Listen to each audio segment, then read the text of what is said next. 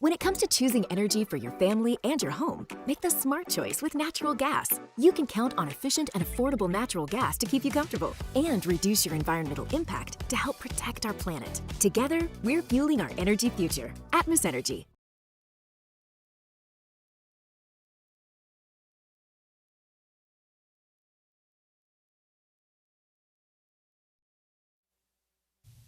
This is SportsCenter.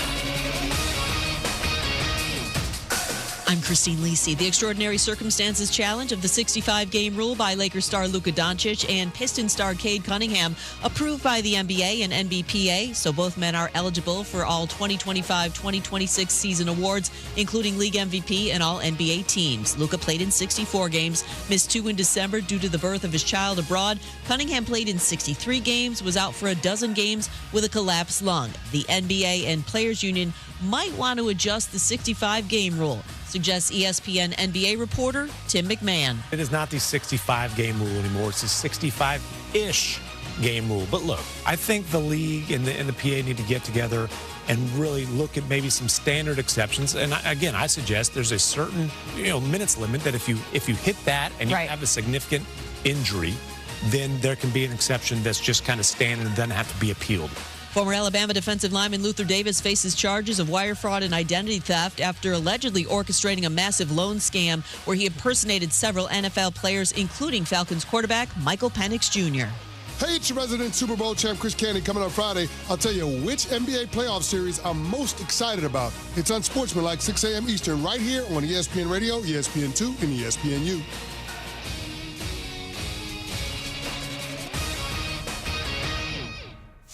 Matt Moscona. I'm very important. After further review. Say it one more time. After further review with Matt Moscona. And here we go. Live from the Raising Cane studio. That's right.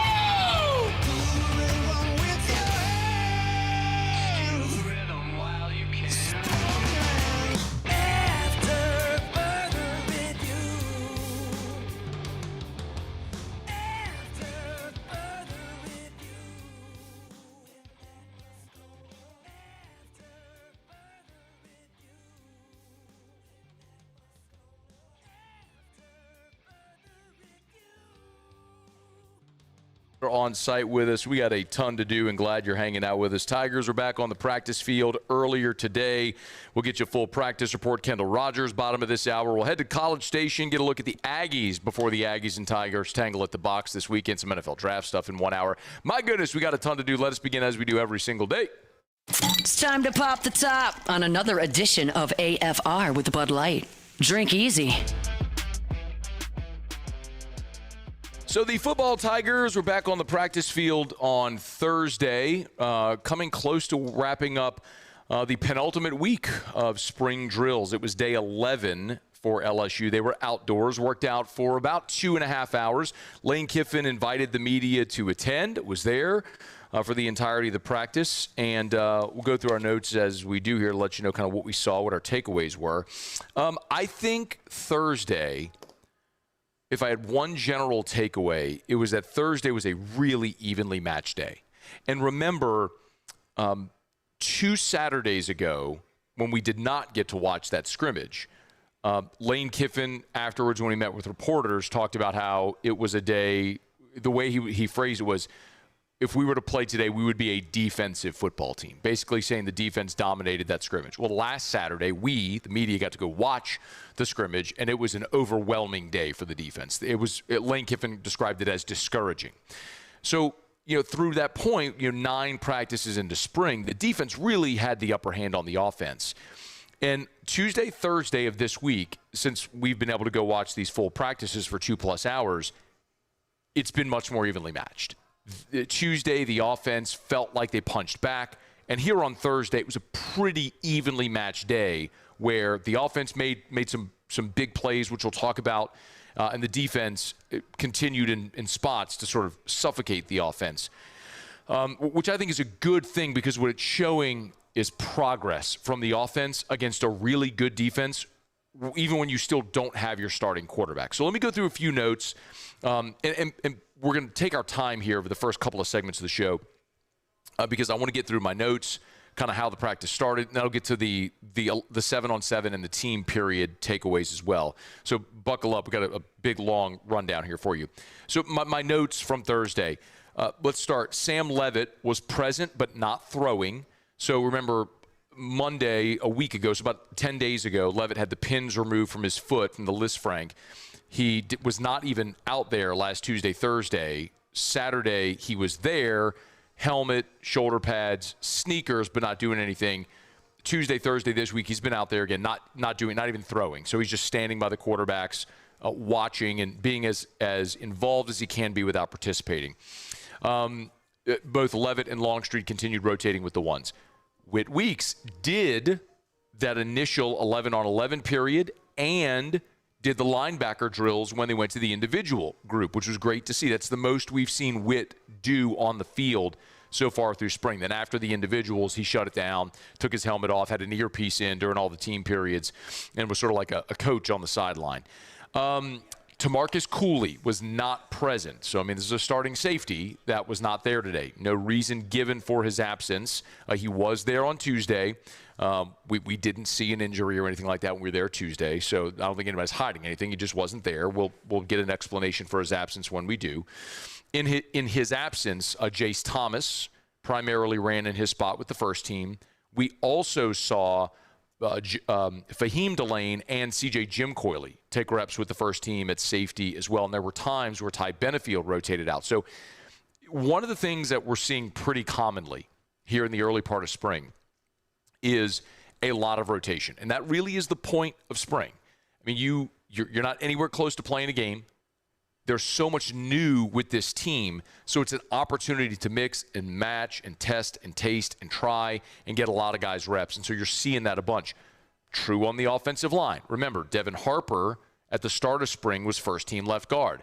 Bo Bordelon has since replaced him the last 2 weeks. Well, Harper had been running with the twos at left guard. Today, on Thursday, Harper and Jaquan Sprinkle, who was running right guard, switched. Jaquan Sprinkle was at left, and Devin Harper was at right guard with the twos. Again, I don't think that's massively significant. It's just to illustrate you have an opportunity in spring to test and to mix and to match and to try guys at different spots and cross-train and let dudes do different things. And so we saw a bunch of that. Trey'Dez Green continues to work in a gold jersey. Today, Trey Wilson, the Florida transfer, also was in a gold no-contact jersey. But again, like it's odd because they're in gold no contact jerseys, but they're doing everything.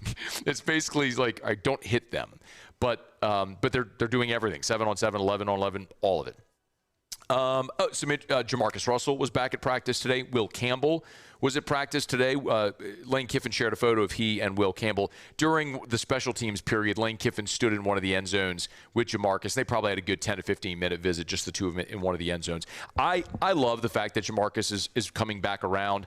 I know what the national narrative is of Jamarcus, biggest bust, and I don't care. Like, I wish Jamarcus would have had a long, awesome NFL career. He didn't. Okay. He was still an amazing LSU football player. He's a great former Tiger, and I want all former Tigers that were great players or that played to be around and involved in the program. So I love the fact that Jamarcus is there. So that was cool to see. It was also TAF Day, so you had a lot of boosters and donors and benefactors there that were allowed to watch, and you had recruits there. So it was pretty crowded out at practice earlier today. As we have seen so far in practice, when they start, the first thing they do when they come outside of the practice field is they run an 11-on-11 period. When Jakeem Jackson was in studio with us a couple of weeks ago, he told us they call it a quick six. It's just 6 plays really quickly. Well, today, and there's always like a coach or someone, GA or something, that pipes through the microphone what the period is. Indy for individual, or group, one-on-one, whatever's next, and tells everybody where to run to. Well, in this period, so they're going 11-on-11, he says 50 seconds, 1 timeout, down 4. 50 seconds, 1 timeout, down 4. So basically it's a situational 11-on-11 to start. Well, they didn't get 6 plays, they got 2. And they were both intercepted. Husan Longstreet was the first-team quarterback. On the first play, DJ Pickett jumped a route intended for Jackson Harris, intercepted. They run another play. Husan Longstreet rolls to his right, fires downfield. Intended for Phillip Wright. Ty Benefield undercuts the route, intercepted. 2 plays, 2 interceptions. They blow the horn, go to individual drill. This is over. Very similar to what happened on Tuesday. Remember, they ran 3 plays. And the 3 plays were wide receiver screen for Winnie Watkins, incomplete. Wide receiver screen for Winnie Watkins, tackle for loss. Interception by Ty Benefield. They blew the horn, like, get out of here. Just leave. Go do your individual stuff. But the day got better for the offense when they went to 7-on-7 and the 11-on-11 periods. When they went to individual, I will tell you, and this is individual is when they're working with their position coaches. So the quarterbacks during individual did a period of handoff. They do a period of handoffs, a period of pitch and catch with the tight ends, and a period of pitch and catch with the receivers. The thing for me that is concerning is when the quarterbacks and the receivers were doing this period, they're doing the route tree. They're basically running every route, combination, slants and sluggos and goes and everything, crossing patterns and outs and everything. Too many balls hit the ground. Now, I don't chart every rep of that period. I don't need to. But the bottom line is there's no pass rush. There's no safety help. There's no cornerbacks. It's just receivers and quarterbacks throwing and catching.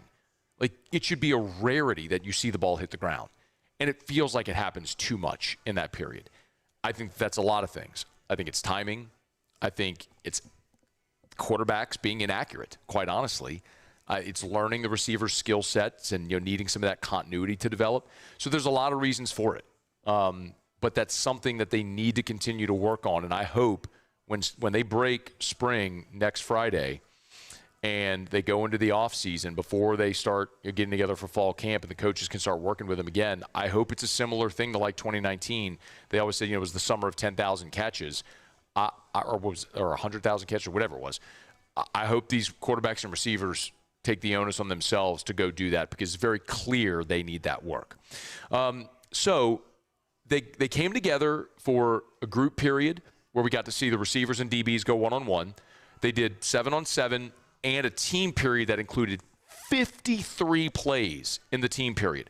I'm going to get to all of that as we continue. Our show Open Every Day is brought to you by Bud Light. Drink easy with the great taste of Bud Light, the official beer of AFR. Hey, remember, every day this week, we're giving away a purple, gold, and cold prize pack, courtesy of our friends at Mockler Beverage and Bud Light. It's a case of Bud Light aluminum bottles, national championship koozie, and a killer Bud Light LSU baseball jersey. It's awesome. It's basically the jersey designed is like the silver aluminum bottle. If you haven't seen it, we've got pictures. Paul, maybe you can pull it up on screen if you're watching on YouTube or WBTR. Anyway, all you have to do is text Drink Easy to 225-499-1045. That's our station text line, 225-499-1045, 499-1045. Don't text me. Text the station text line, 225-499-1045. Text Drink Easy to 225-499-1045. We'll pick our 4th winner in hour number 3 today. We'll have a winner, our 5th winner tomorrow. Drink Easy with the great taste of Bud Light.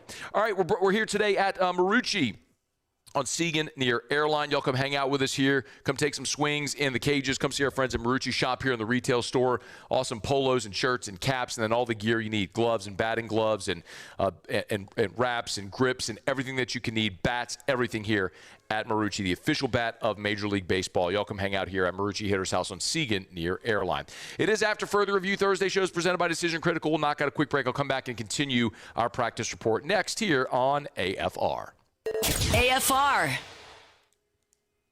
So much of what we talk about every day with Goodwood is it's about how you feel. It's not about your age. It's about how you feel. And so often, men, women, you don't know how bad you feel until you start feeling good again. And a simple blood test can let you know if you're a candidate for hormone replacement therapy. And one of the things, I've told you this before, that I'm very happy is that a lot of that stigma is being lifted. And you're starting to see more men take their health into their own hands and take this seriously, and the opportunity to live a healthier, fuller life, a more vital life. And it starts with a simple blood test. At Goodwood, remember, they got the lowest prices, never any contracts, great customer service. Goodwood Men's Sexual Wellness. Online at yourgoodwood.com. It's yourgoodwood.com. It's not easy to be a champion. It's built from every swing, pitch, and game all season long. In the grind, the focus, and in the recovery. FMOL Health, Our Lady of the Lake experts provide best-in-class care for our state's world-class athletes. Because it takes a champion to care for champions. I trust the lake to keep me at my best. From championship athletes to everyday champions, trusted care starts here. At Raising Cane's, we hand batter every chicken finger, mix every cane sauce, butter every Texas toast, stir every slaw, and salt every fry. Because when you do it right, you can taste it in every bite. Raising Cane's chicken fingers, one love. Jordan Faber here with some exciting news. Faber Automotive has officially arrived. We're proud to introduce your new hometown dealership, Faber Chevrolet GMC. That means more inventory, better deals, and the same great local team. Now backed by the trusted Faber family name. Whether you're shopping or servicing, you'll feel the difference from day one. Allow us the opportunity to earn your business.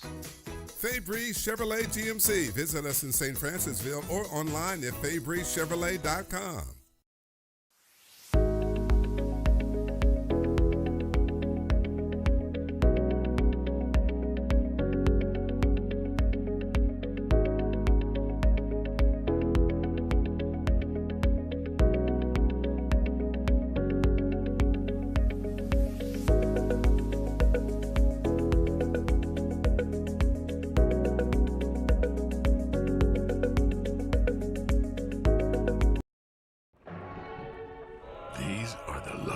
Ice cubes in the world.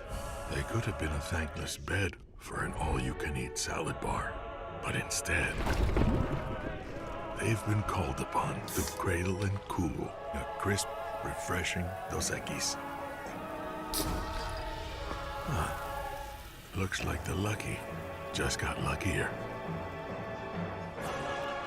Dos Equis. I'm Lawyer Locke Meredith. If you're battling an insurance company because of a wreck not your fault and they're not calling you back or being fair, whether you hire us at all, give us a call, 272-5555, or email Locke Meredith, Sean Fagan and Associates. You have nothing to lose. Hello, I'm Collins Meredith. If you've been injured on the job, you likely have a workers' compensation claim, but you may also have a tort claim which opens up significant recovery rights not normally available for a work injury. If this is you, call us or come see us at Locke Meredith, Sean Fagan and Associates. Looking for the ultimate game day experience? Come to the Queen Casino in Baton Rouge. Savor game day platters and snacks, plus drink specials at 1717 Kitchen and Cocktail. So come out for game day and let our team make you the MVP. The Queen. After further review with Matt Moscona, presented by Decision Critical Concierge Nursing. Healthcare for your lifestyle. Learn more at decisioncriticalvr.com.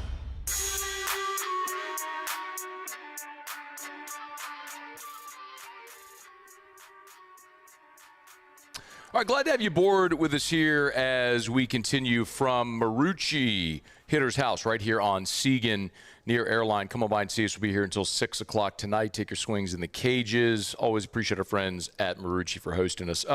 We're rolling through our spring practice report for LSU from here on Thursday. We told you about our notes of the show. Open up with the original 11-11 and then the individual period. So I want to go through group 7-on-7 and the team period. And I'll give you my takeaways.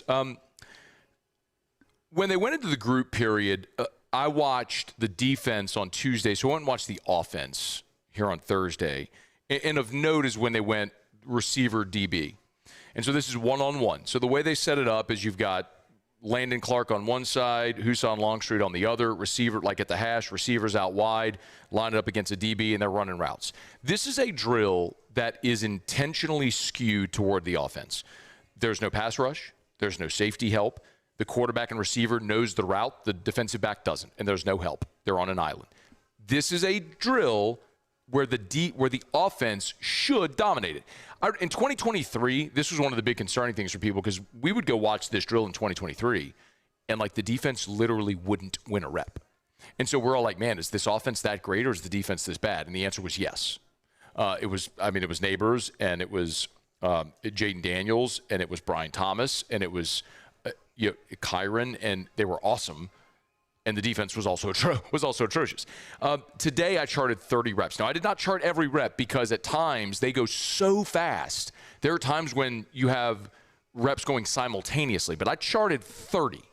And of the 30 reps I charted, the offense won 12, the defense won 18. That means there were 12 receptions of the 30 pass attempts.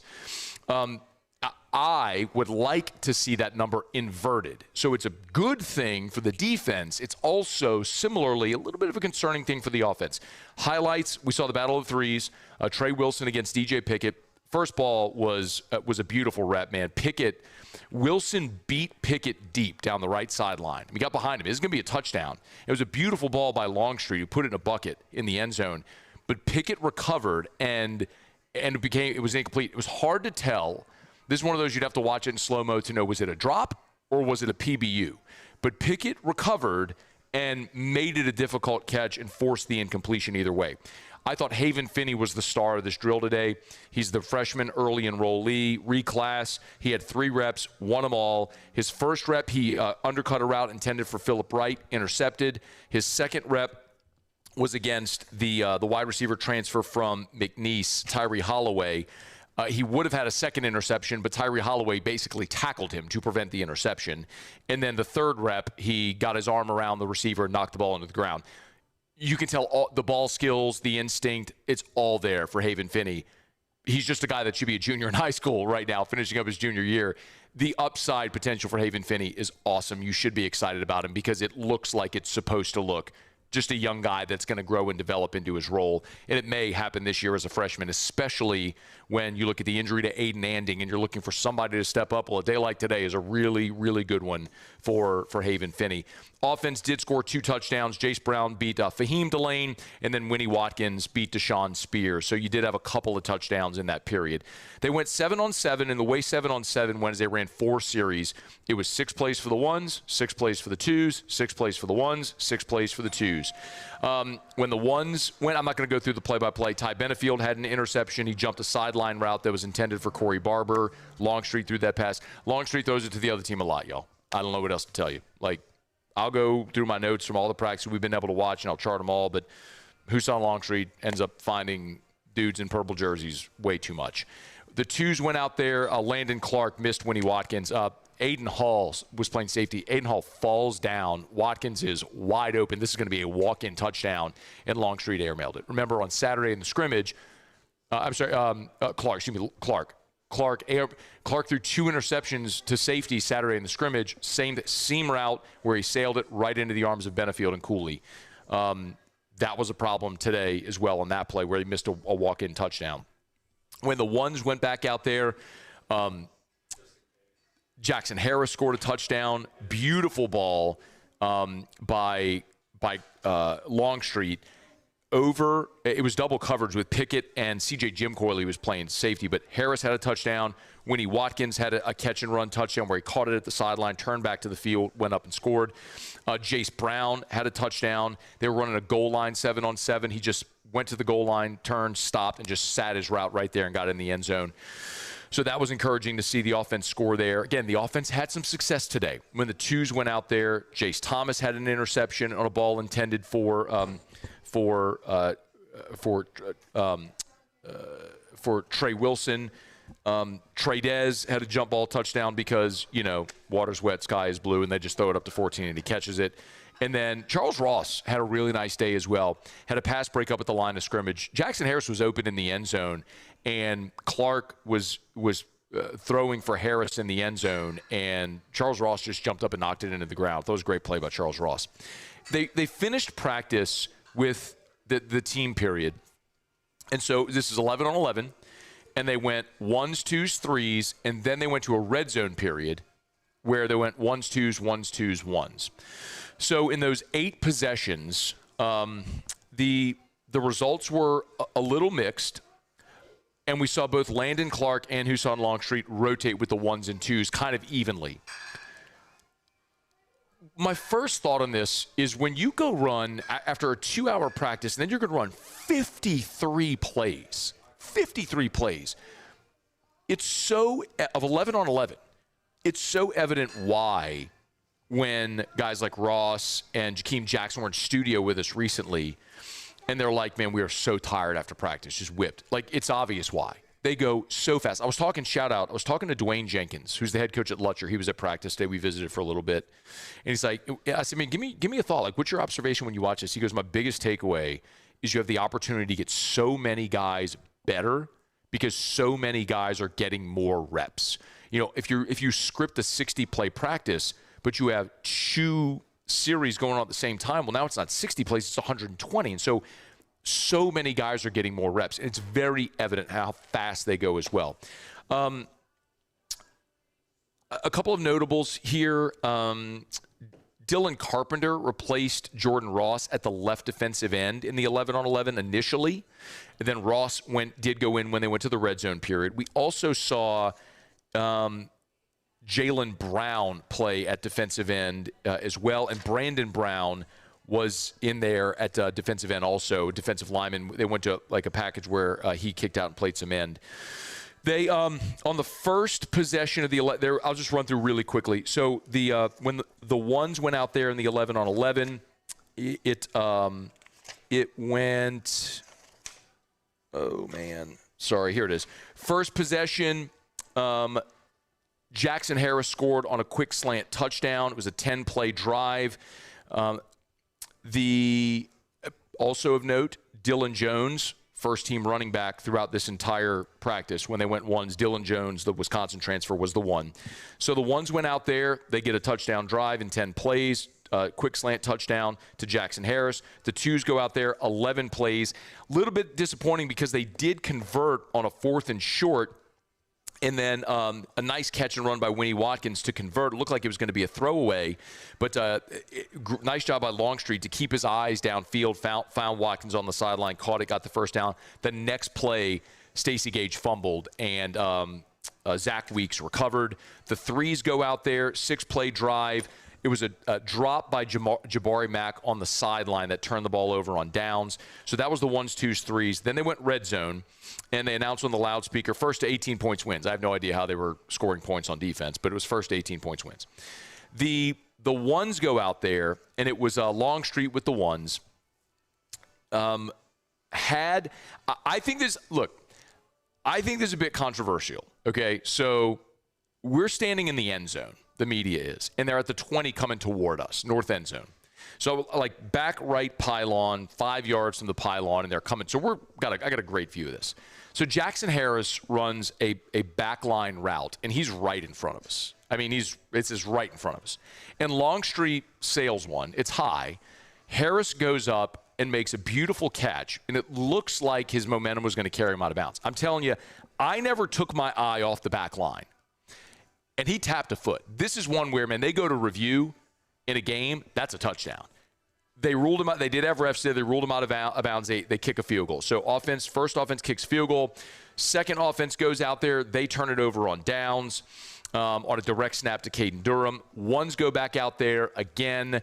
They try to jump ball. This is a beautiful play. They went Pickett, Tradez out left, ISO. I mean, everybody else is on the right side. Pickett and Tradez are on the left. Everybody knows what's coming. It's 2 giant humans, and they're going to throw it up, and they're going to fight for it. Tradez caught the ball. Pickett did an amazing job of forcing him out of bounds. So incomplete. They end up kicking another field goal. Twos go out there, and it ended with a Malik Elzy touchdown. He beat Jakeem Jackson in the end zone to the right side.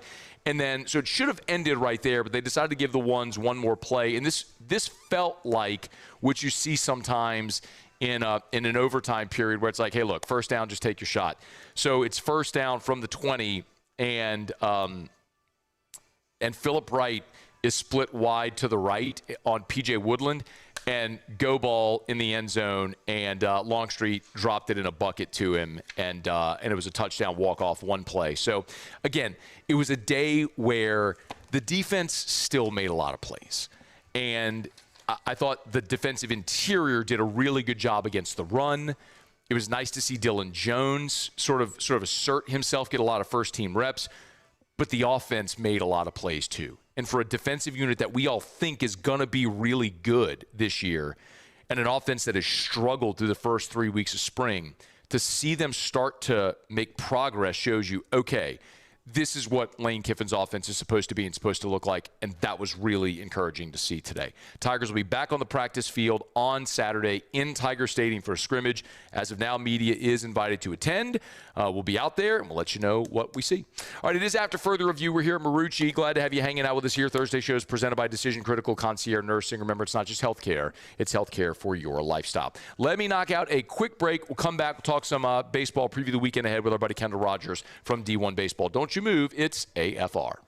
AFR. Get Gordon and get it done. Gordon McKernan Injury Attorneys. If you've been injured in an accident, it's not your fault. You know what to do. Do what injured people in our state have done for 3 decades. Get Gordon and get it done. And remember, go to GordonsGrads.com. GordonsGrads.com. Gordon, so philanthropic. You know, the Gordon Gives is the charitable arm of the law firm. And there's so many ways that Gordon gives back to the communities. Sponsors charitable events, obviously the G team as well. But one thing we love to talk about during graduation is the Gordon's Grads program, where Gordon donates laptops to graduating Louisiana high school seniors going to 2 or 4 year college or trade school. So if that's you or someone you love, let them know they can win a laptop or a MacBook from Gordon. So go to GordonsGrads.com for all the details on how to enter. Again, it's GordonsGrads.com. Check it out online, GordonsGrads.com. Most roofers just replace your shingles. At Pelican, we diagnose your roof, digging deep down to find the root cause of your roof symptoms. Now cough for me? Good. We don't ignore your roof's issues, we address them. Let's just take care of this right here, helping your roof to become the best version of itself. Interesting that you would say that. How does that make you feel? So call Pelican Roofing for your free roof checkup today.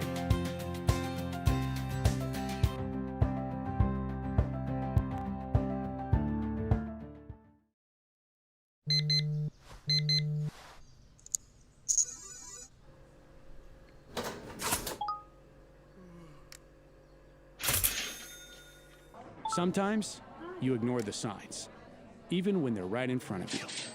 Problem gambling isn't always easy to spot. Know the signs, set your limit. Learn more about healthy gambling habits by visiting us online or text or call for free, confidential help now. Hi, I'm Mitchell Meredith with Locke Meredith, Sean Fagan & Associates. We take great pride in educating our clients about their rights. Whether you're injured at work or while you drive, call our office at 272-5555. Knowledge is power, and you should know your rights after an injury. Hi, I'm Sean Fagan of Locke Meredith, Sean Fagan & Associates. When insurance companies have been unfair, we've never been afraid to go to trial. Fighting hard to protect your rights, we never settle a case out of convenience. We only settle when it's right for you. Whether you hire us at all, give us a call. Transform your living space with Lacoste & Young Remodeling and take your home from outdated to outstanding. Redefine your kitchen for the ultimate culinary experience, or elevate your daily routine with a spa-worthy bathroom retreat. Our skilled team brings 3D modeling to life to ensure your vision becomes a reality. We believe luxury should be accessible and offer tailored solutions to fit your budget without compromising quality. So contact us today for a free estimate. Lacoste & Young Remodeling, providing perfect solutions for your dream home.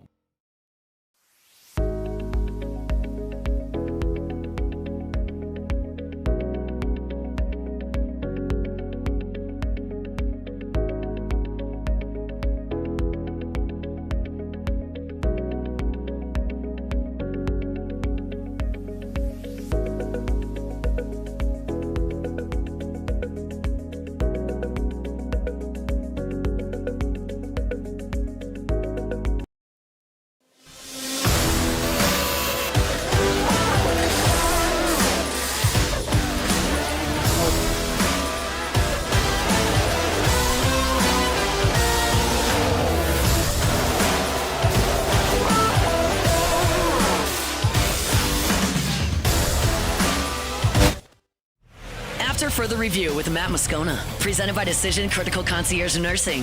Healthcare for your lifestyle. Learn more at DecisionCriticalVR.com.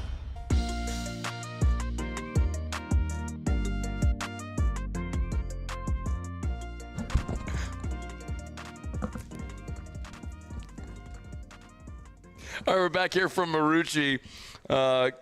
the official bat of Major League Baseball. Remember, you can always take the tour here at Marucci. Great for classes, teams, guests in town. Come on by. We're on Seaganeer Airline. You can't miss us. The 104.5 ESPN Louisiana Sports.net truck is out front. Come hang out. Come take some swings in the cage. Just pop in and say hello. Do some shopping here. We're at the storefront facing Segan. Great to be here. We're glad to have you aboard as well. All right, it's After Further Review. Thanks for hanging out with us here. Kendall Rogers, D1 Baseball, joins us every Thursday. We preview the weekend ahead in college baseball. Kendall, how are you, dude? I'm doing great. Yourself? Doing really well. I'd be doing better if the Tiger baseball team could have scratched out a win last week in Oxford. All right, I always start there. Give me your flyover on LSU right now at 6-9 at the halfway point. Yeah, I mean, we're really in a situation now to where, like, it's the time that you have to start winning some games in conference. I mean, you look at the RPI right now where it is. You look at the conference record. You look at the remaining schedule in this league. This is a weekend that I think is really big for LSU. I think they need to show some sort of consistency. You look over the weekend against Ole Miss. A couple of games, the offense wasn't great. A couple of games, the pitching wasn't great. And the end result was them getting swept. And so I just think for me, there has to be a lot of urgency going into this series against A&M this weekend. To some degree, it's a little bit of a rivalry, so you kind of feel like LSU's going to be dialed in. But A&M also comes in the weekend playing really well. So something has to give. I mean, at this point, I will say this, and I think you and I kind of agreed on this last week. This team kind of is what it is. Like, it's a fringe postseason team. I think I would be a little bit surprised if we look back at the end of the year and this team's in Omaha. But it kind of is what it is at this point. Is generally, Kendall, 13 is the magic number to get in the field. Do you feel like 13 for this LSU team? They go 7-8 in the second half. That gets them in? That might be tough. I mean, the problem I run into with LSU is 13 wins as an SEC team will get you in if your RPI is 35. Will 13 wins get you in the field if your RPI is 45 to 50? I don't think it does. I mean, I will tell you this. There are years where I'll talk to committee members after the fact, after Selection Monday, and they're like, hey, there was an SEC team with 13 wins that was an RPI of 28 that, they didn't even want to put them in. So the problem you run into is, it's not LSU's fault. The problem you run into is the committee has plenty of people on it that loves nothing more than to leave the SEC out of the postseason.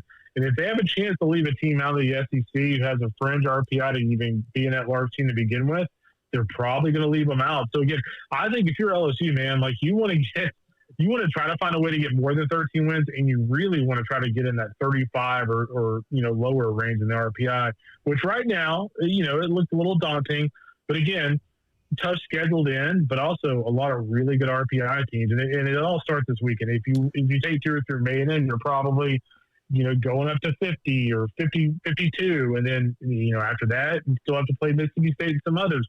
So there are opportunities, but you also have to start winning some of those games. So let's talk about the Aggies. What a weekend it was with taking the 2 from Texas. Kendall, I do wonder about the spot on the schedule. LSU's in a little bit of a desperate piece. The Aggies maybe a little bit of a letdown after such an emotional weekend in College Station with Schlossnagle coming back now, having to go on the road to the SEC. Do you buy any of that component of it? Never say never in college sports. I mean, how many times do we see in football or see in basketball where there's a super emotional game or a whatever, and, the team the next weekend, and you would think there's no way they're going to have a letdown against those guys, and they tend to have a letdown. So I would say the chances of that happening, there is probably a pretty decent chance, but I will say this about A&M. They've been a really different team since the Georgia series. I was at their Saturday game against Georgia, and I mean, let's be honest, Georgia dominated them, and really since that point, they've been a totally different team. They're playing good defense. I mean, their offense, for my money, is probably the best in college baseball outside of Georgia Tech. And their pitching is not great. That's where LSU can kind of get them a little bit. They don't have a lot of depth on the mound. But last weekend, Aiden Sims pitched really well against Texas. In their bullpen with Clayton Freshcorn, and a couple other guys, for the most part, pitched pretty well. But I think the key for LSU this weekend is get Aiden thinking about it a little bit. Get the box involved. I think we saw how that affected Texas last year at Bluebell Park, or last weekend at Bluebell Park for A&M and A&M's favor. Now, if you're LSU, let's stay in this series and let's get our crowd involved. Because we all know what kind of happens bottom of the ninth, the box, it hasn't happened a ton this year, but against a rival, another SEC team, get the LSU fans involved. I think some good things can happen for LSU if that happens. How does A&M and LSU match up? Another way to say it, Kendall, would be what would you say is like the key matchup to watch in this one?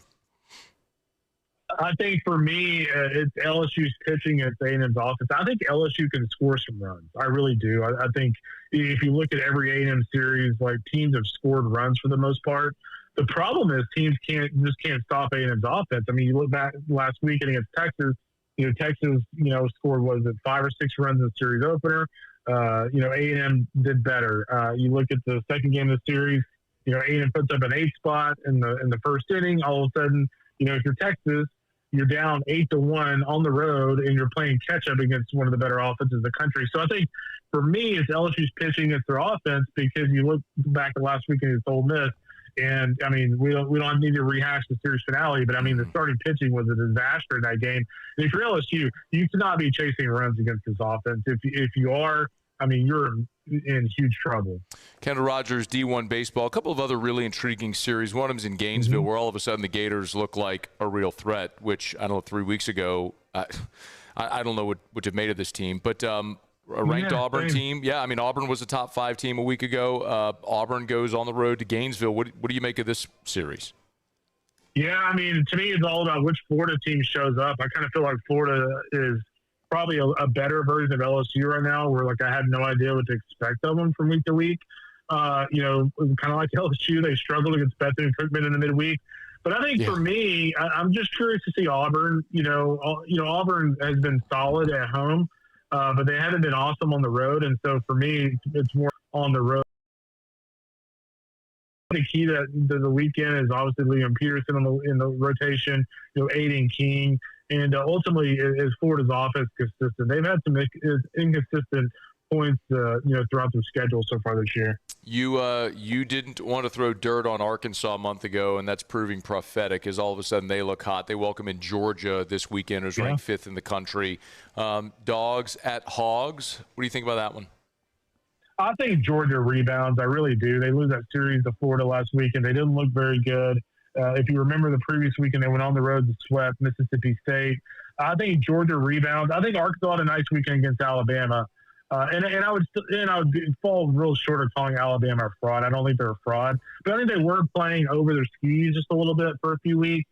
I think Arkansas kind of humbled them a little bit, but I also don't think Arkansas is that great. So I kind of like Georgia to rebound this weekend. But you're right. I mean, there's no doubt the Hogs are getting more kind of clutch at bats, whereas they over to Austin, Bama at Texas this weekend. Both kind of need a little bit of a bounce back. Yeah, I like Texas in this one. I just think after getting punched in the teeth and getting a couple teeth knocked out against A&M, I think if you're Texas, man, you're coming out like a fire-breathing dragon this weekend against Alabama. And I think Alabama's good. I don't think Alabama's great. So I think just on the road, I think Texas handles them pretty easily in 2 of those games. He's Kendall Rogers from D1 Baseball, at Kendall Rogers, if you want to give him a follow. Kendall, what about nationally? Anything to keep an eye on this weekend? Yeah, how about Georgia Tech, number 2 Georgia Tech at number 3 North Carolina. UNC is kind of it's kind of weird to say this for a number 3 team in the country, but they have kind of flown under the radar. They lost an early conference series to Virginia, but again, that rotation with Jason DeCaro and Walker McDuffie out of the bullpen. I mean, they got some really nice pieces. They played some excellent baseball. That is top of mind. And kind of going back to last weekend in Oxford, I'm very curious to see how Ole Miss and Tennessee pans out. I mean, again, from week to week, I have no idea what to expect in the SEC right now. And, Ole Miss sweeps LSU, but they've been vulnerable at times. In Tennessee, again, kind of like Arkansas, we're like, oh, man, Josh Elander's first season is a hot mess. Well, all of a sudden they go on the road and somehow sweep Mississippi State. So that's going to be interesting as well. He's Kendall Rogers from D1 Baseball, D1Baseball.com, D1Baseball.com. Get over there, check it out. Great times with halfway point of conference play. Be interesting to see, man, how it all play out this weekend as we hit the second half of SEC play. Kendall, we appreciate it, man. Thank you. You got it, brother. Be good. Have a good weekend. Man, same to you. It is After Further Review, brought to you by Shawbills Tire and Auto Service, ShawBillsTire.com. There's one actually right down the road from us. If you come out of Marucci, hang a right on Segan, I don't know, just a couple hundred yards on the right, there's a Shawbills right there. Chances are, if you're listening to us in South Louisiana, there's a Shawbills near you. If you want to buy tires, you need, let's be honest, Nobody wants to buy tires. Like we want to buy vacations. We want to buy fancy cars. We don't want to buy tires, but we have to buy tires. So you might as well buy tires. The best tires at the cheapest price, and that's always going to be at Shaw Bills. ShawBillsTire.com, ShawBillsTire.com, where every time you buy a tire at Shaw Bills, you get the Charlie's Dozen. That's free tire rotations, free alignment, free tire repairs. Name brand tires at wholesale prices. They treat you like family. It's Shaw Bills Tire and Auto Service. Shaw Bills, where we keep you rolling. All right, y'all, it is After Further Review, hanging out here today at Marucci Hitter's House on Seagan. If you want to play baseball or softball like the pros, visit us right here at Marucci's Hitter's House. Superstore from the official bats of MLB. Baton Rouge, Lafayette, New Orleans, indoor cages, the latest gear, open 24/7. With members access. Visit hittershouse.com, hittershouse.com, hittershouse.com. Let me knock out a break, y'all. We'll come back, wrap up hour number one. We'll hit around the SEC. We had to switch things there with Kendall Bump in a segment. So around the SEC, and we will continue. Stick around with us here on a Thursday edition of AFR, presented by Decision Critical. After Further Review. Rev Fiber. That's what I got to tell you about right now. RevFiber.com, RevFiber.com, R-E-V, RevFiber.com. Highly recommend for your home or your business, if you have not yet switched to Rev, it's time. As they continue to expand their fiber network, we're talking lightning fast speeds up to 5 gigs and backed by the security of an all-fiber network, which is awesome, right? Because when you have an all-fiber network, we're talking about the fiber is buried, the cables are buried under the ground, so you don't have to worry about a storm knocking a tree branch onto the power line or the cable line, and then you're out of luck. I mean, you stay online. Great for your home, for your business, and it's cost-effective, and they're local. They're going to give you the best price and the best service. So go to RevFiber.com, R-E-V, RevFiber.com, RevFiber.com. If your office is experiencing performance issues like slow networks, jammed printers, or disappearing files, Advanced Office Systems may be right for you. With powerful IT solutions, print management, document imaging, and security systems, they help offices regain confidence naturally. Side effects may include uncontrollable efficiency, smoother workflows, and a sudden burst of office joy. Say goodbye to those emotional breakdowns in the supply closet and get back on track with Advanced Office Systems. It's not easy to be a champion. It's built from every swing, pitch, and game all season long. In the grind, the focus, and in the recovery. FMOL Health, Our Lady of the Lake experts provide best-in-class care for our state's world-class athletes, because it takes a champion to care for champions. I trust the lake to keep me at my best. From championship athletes to everyday champions, trusted care starts here. When it comes to industrial construction, River Parish Contractors can do it all. Mechanical, structural, custom fabrication, specialized welding, and turnaround services. Strategically located in between Baton Rouge and New Orleans, we have the local team with the experience and commitment to safety to manage the most complex industrial projects. Period. Here's the deal. Partnering with us means your project is delivered on time, on budget, and most important, safely. River Parish Contractors, let's get building. Bayou Chrysler Dodge Jeep Ram has the new 25 Jeep Grand Cherokee with $15,000 off MSRP. Plus the 7-year powertrain warranty that comes with all new Bayou vehicles. If you need sales or service, the crew at Bayou Automotive is going to do right by you. Lock Meredith, Sean Fagan and Associates has won for our clients over $175 million over the decades. But our greatest success is our clients who have chosen and trusted us to help them. Whether you hire us at all, give us a call. You've got nothing to lose. Hi, I'm Sean Fagan. If you get injured, you could be staring at medical bills, repair costs, and lost income. Life can be turned upside down. At Lock Meredith, Sean Fagan and Associates, we'll work to turn your world right side up. Hire us, and like thousands of our clients, you'll be glad you did.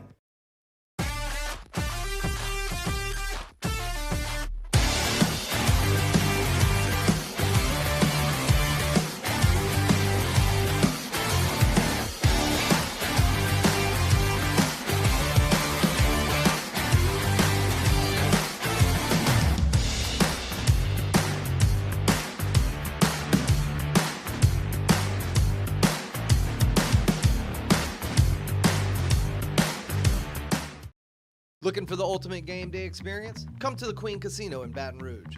Wall-to-wall TVs mean you'll see every touchdown in HD. Place your bets and feel the thrill of every play.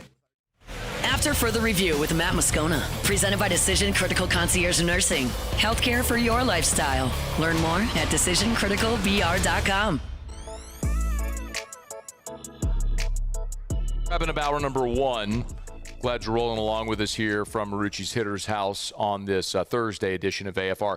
If you're keeping an eye, the LSU Gymnastics team is competing presently in the national semifinal.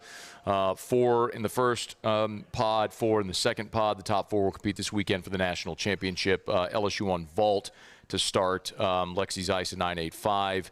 Connor McLean, with the injury in regionals a week ago, is competing 9.825 in her first vault. And then Victoria Roberts, a 9.725 in hers. So hope to drop that score. Still, Kalia Lincoln, Amari Drayton, and the amazing Kaylin Shio still to come. So keep you posted on how that goes. By the time we're off air, gym meets are about 2 hours. So by the time we're moving through our third hour, we should know if LSU is going to be advancing to the national final. So we'll get to that. All right, it's After Further Review. We're about to buy Lee Michaels Fine Jewelry, lmfj.com, lmfj.com. Remember, at Lee Michaels, thrill her with a gift in the red box from Lee Michaels Fine Jewelry. Baton Rouge, New Orleans, Lafayette, Shreveport, and always online at lmfj.com. And we don't buy jewelry every day. So you want a comfortable experience, go to Lee Michaels. They're going to make you feel at home.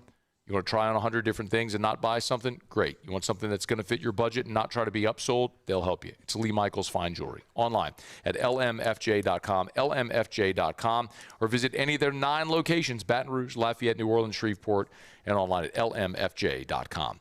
All right, Muse will do the honors back in studio. Let's go around the SEC. Around the SEC, bringing you the biggest news from the nation's best conference. The Georgia Bulldogs. Dogs 247 has confirmed that outside linebacker Amarius Williams has suffered a knee injury in spring. Although they have not been able to confirm the severity of the injury, On 3 is reporting that Williams suffered a torn ACL. One of 8 players that Georgia added from the transfer portal. Former 5-star recruit, spent his first 2 seasons at Auburn. Last year played in 11 games, 14 tackles, and 2 sacks. The Florida Gators. Florida has landed a commitment from 2027 tight end Tommy Douglas, 6'4", 235-pounder from Princeton, New Jersey.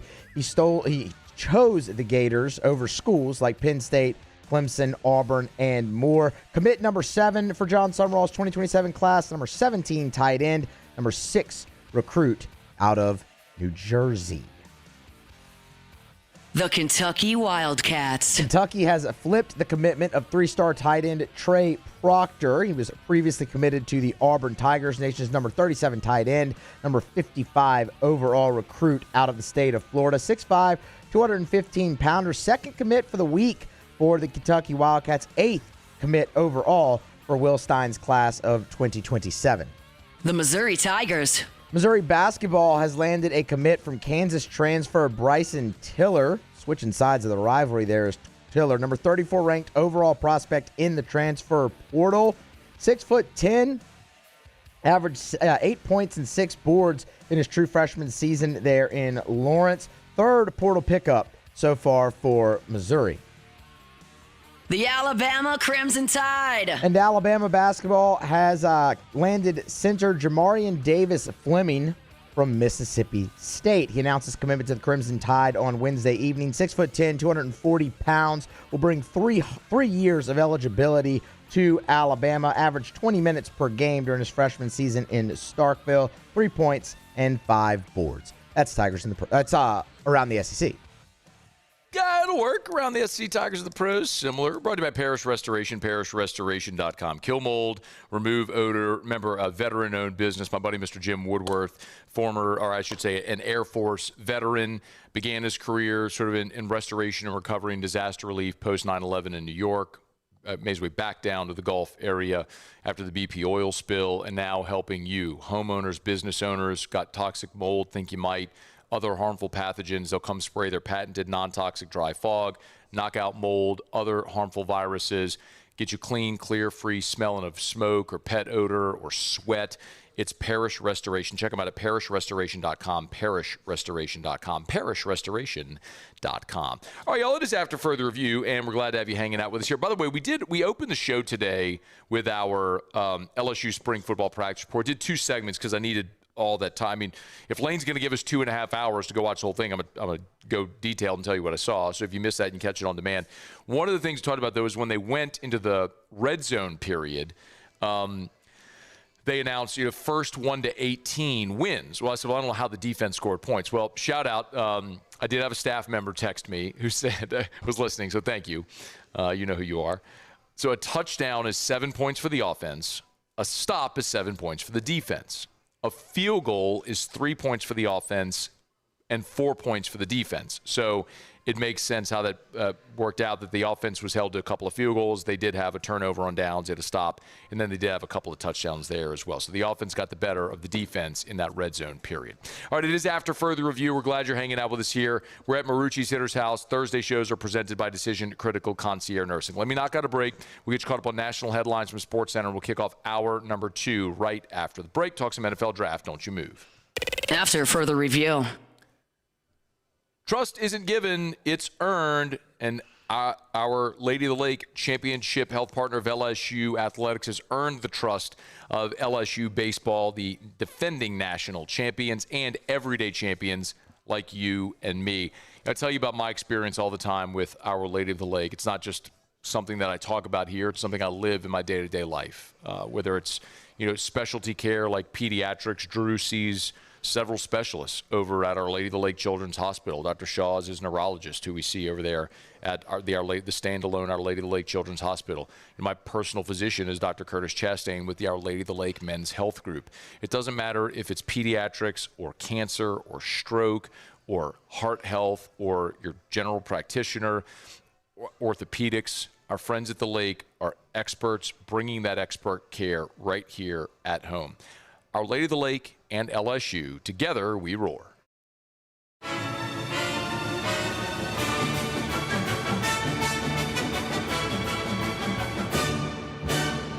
The Cane's Box Combo, a symphony of flavors. Raising Cane's chicken fingers, one love. Championships are won with preparation, and so are great roofs. Coach is tough on us about preparation, and Paris brings that same championship mindset. Do business with someone you know. Parish Construction and Roofing. ParishGroup.com.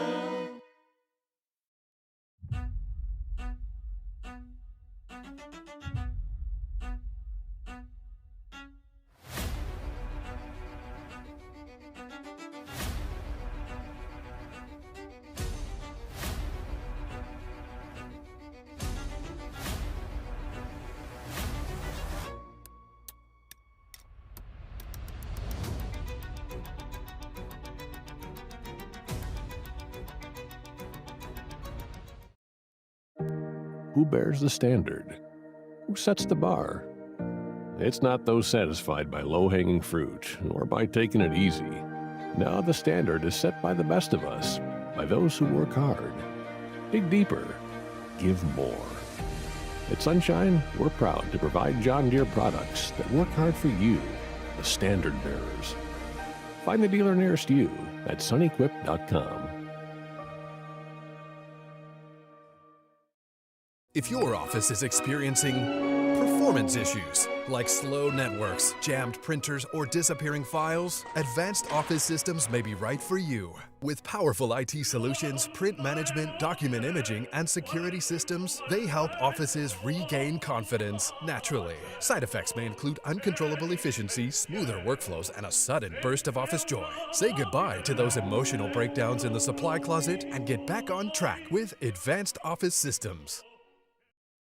I'm Lawyer Locke Meredith. We are honored and humbled to receive from our clients in Google. Based on 5-star client reviews, the designation of our law firm is highly recommended. Whether you hire us at all, please give us a call, 272-5555. You have nothing to lose. Hi, I'm Mitchell Meredith. Injuries happen when you least expect them to, making your life more complicated.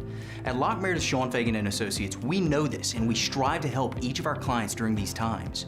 Whether you hire us at all, give us a call at 272-5555. At Ochsner, we know healing is a team sport. That's why we've partnered with world-renowned orthopedic surgeon Dr. James Andrews to create the Ochsner Andrews Orthopedics and Sports Medicine Institute. Whether you're a professional athlete or a weekend warrior, our team of specialists are dedicated to getting you back in the game. So whatever your reasons are for reaching your personal best, we've only got one: you. Ochsner Andrews Institute. Long live you.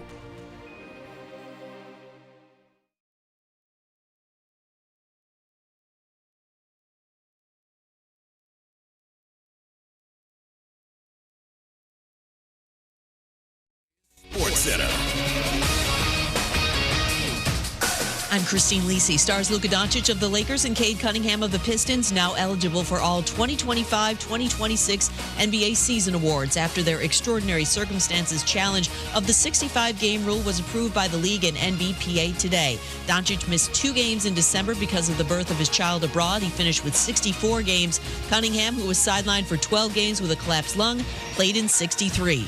ESPN NBA analyst Kenny Smith. I think it's great that the great players get to be eligible for great awards. I do think that these extreme circumstances, you should be able to appeal if you're 1 to 2 games within the threshold. But if you drop down to 55 games, I don't think 55 games, no matter how great you play, you haven't made an impact on the season as someone else has. Baseball, Mike Trout joined Jimmy Fox, Darrell Evans, and George Bell as the only players with 5 home runs in a series against the Yankees. His latest blast came in the 7th in the Angels' 11-4 win in today's finale of the 4-game set. Trout in all, in addition to the 5 blasts, had 9 RBI and 8 runs scored in the series in the Bronx. Confetti Craze 5-Hour Energy tastes like straight-up birthday cake. Vanilla, buttery, funfetti flavor in one tiny bottle. It's all cake, no sugar, and perfect when I need a quick, tasty caffeine boost. Get yours today at 5hourenergy.com or Amazon. Live from the I'm very 2025 important. After Further Review. Say it one more time. After Further Review with Matt Moscona. And here we go. Live from the Raising Cane studio. Let's ride!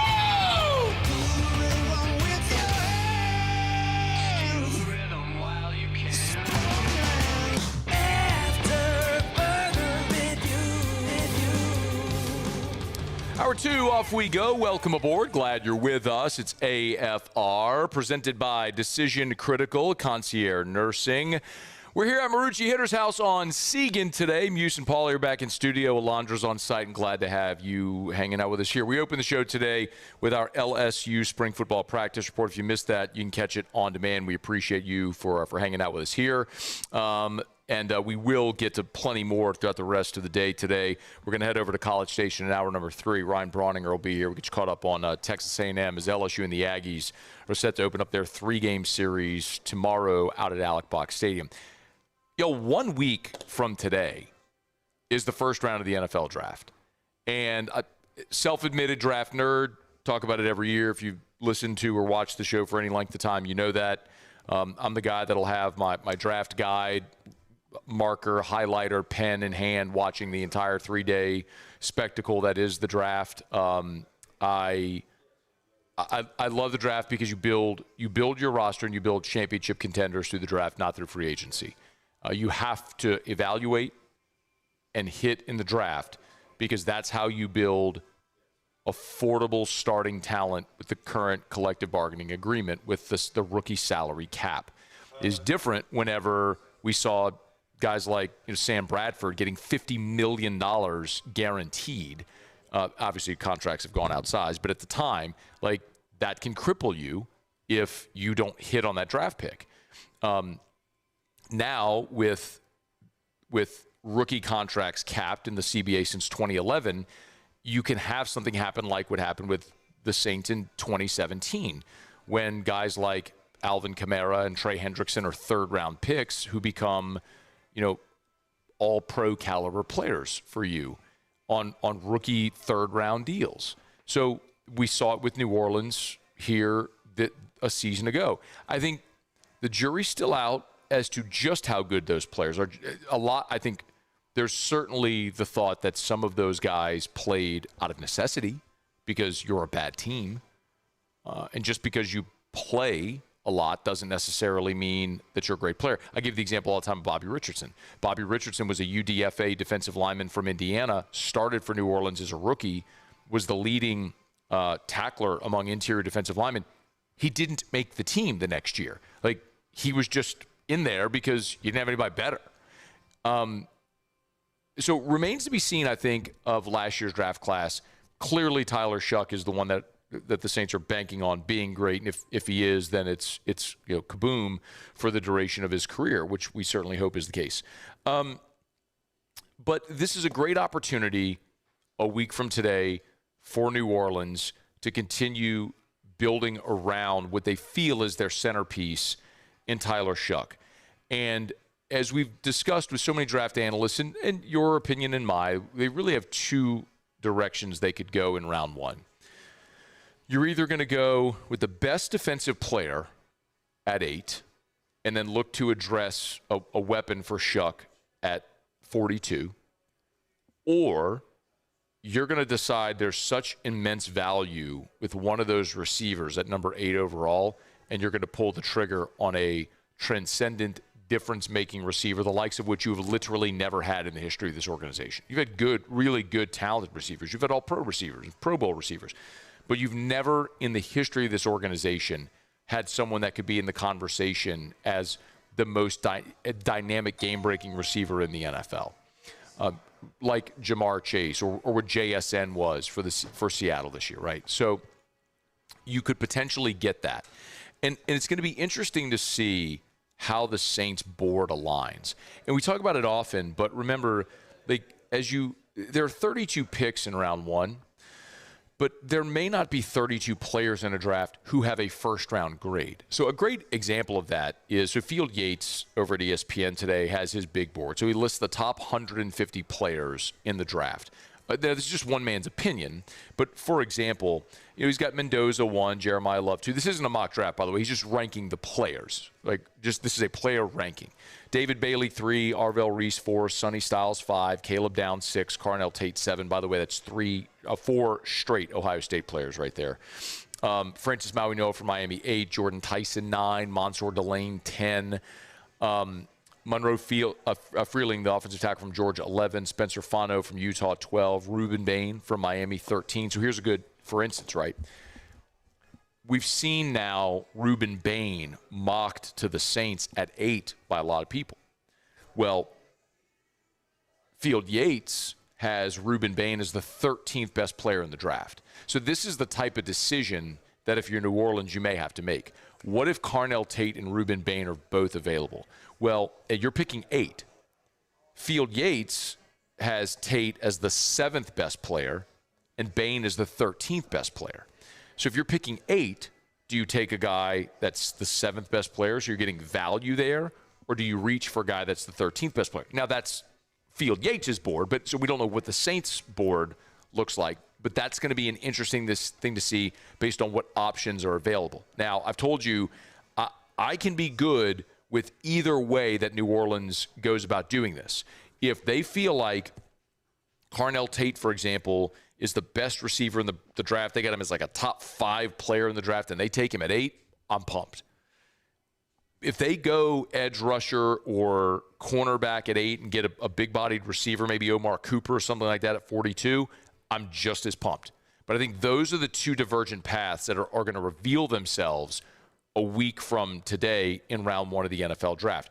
For what it's worth, Carnell Tate, again, who Field Yates has as the 7th best player in the draft, Carnell Tate was a guest on the Rich Eisen show, and he was asked what teams that he visited in person. I believe I visited 5, and I have 2 more. So I started my journey with Cleveland. Then I went down to Kansas City, and then I went to Baltimore, then I went to the Titans, and then I went to the Saints, then I got the Commanders and Giants left. So been to 5, 2 more to go. Remember, the Commanders pick 1 spot ahead of New Orleans at 7. And you better believe they're going to be in the conversation for a game-breaking wide receiver to help Jaden Daniels. So Tate could be the pick 1 spot ahead of New Orleans. So they may have a draft where it feels like there's limited, the top end is not as deep maybe you get aggressive to go get one of those players if you really have that feeling for a player like Tate, if that's the case. Now, remember, Carnell Tate is an Ohio State receiver. So is Chris Olave. Rich Eisen asked Tate if he met with Olave during his visit to New Orleans.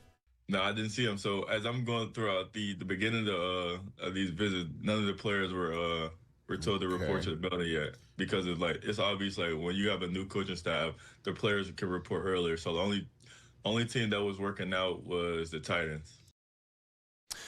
So they haven't met.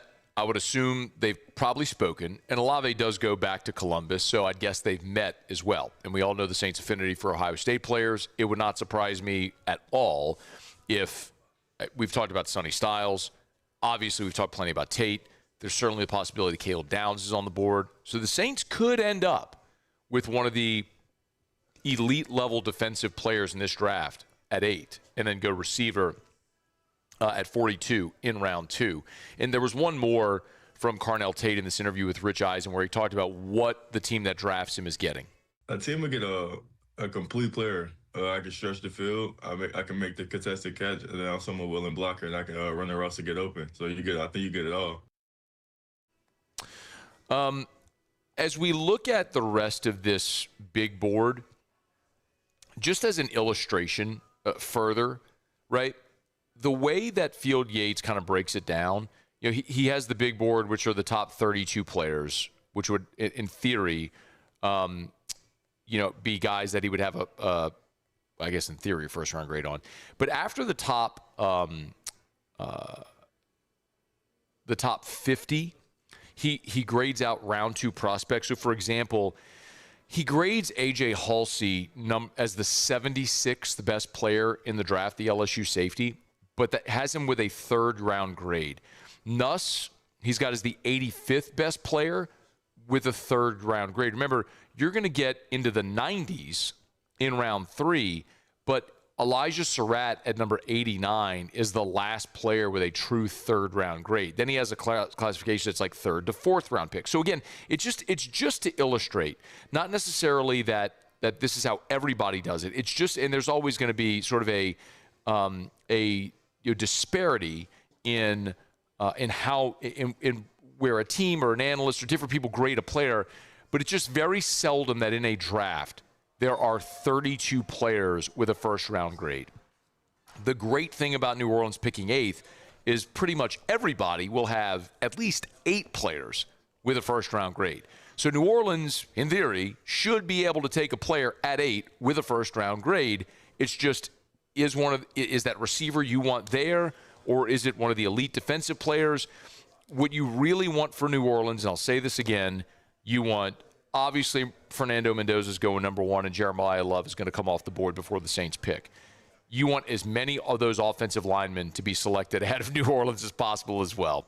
You want Maui Noah, you want Spencer Fano, you want all those offensive linemen coming off the board because the Saints are set at tackle, so they're not picking an offensive lineman. They're not going to pick a quarterback, we know, and they're clearly not going to take Jeremiah Love either with the money they just spent on Travis Etienne. So I look at it, I'm going, man, I'm just going to be like fist pumping every time quarterback, running back, offensive tackle comes off the board before 8, because what that means is an elite player that the Saints may want.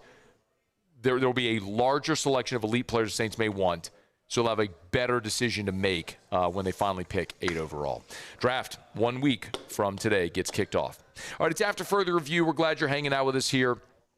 Always love telling you about our friends over at Arco Power Systems, ARCCO, Arco.com, ARCCO, Arco.com. We're here at Marucci Hitter's house today, and I'm on Seagan. I can see all these businesses, right? There's rooms to go across the way. There's Clegg's is literally right over there, at my 2 o'clock from where I'm sitting. And we talk about all the time when storms come, standby generator power for your home. What about for your business? Well, that's Arco.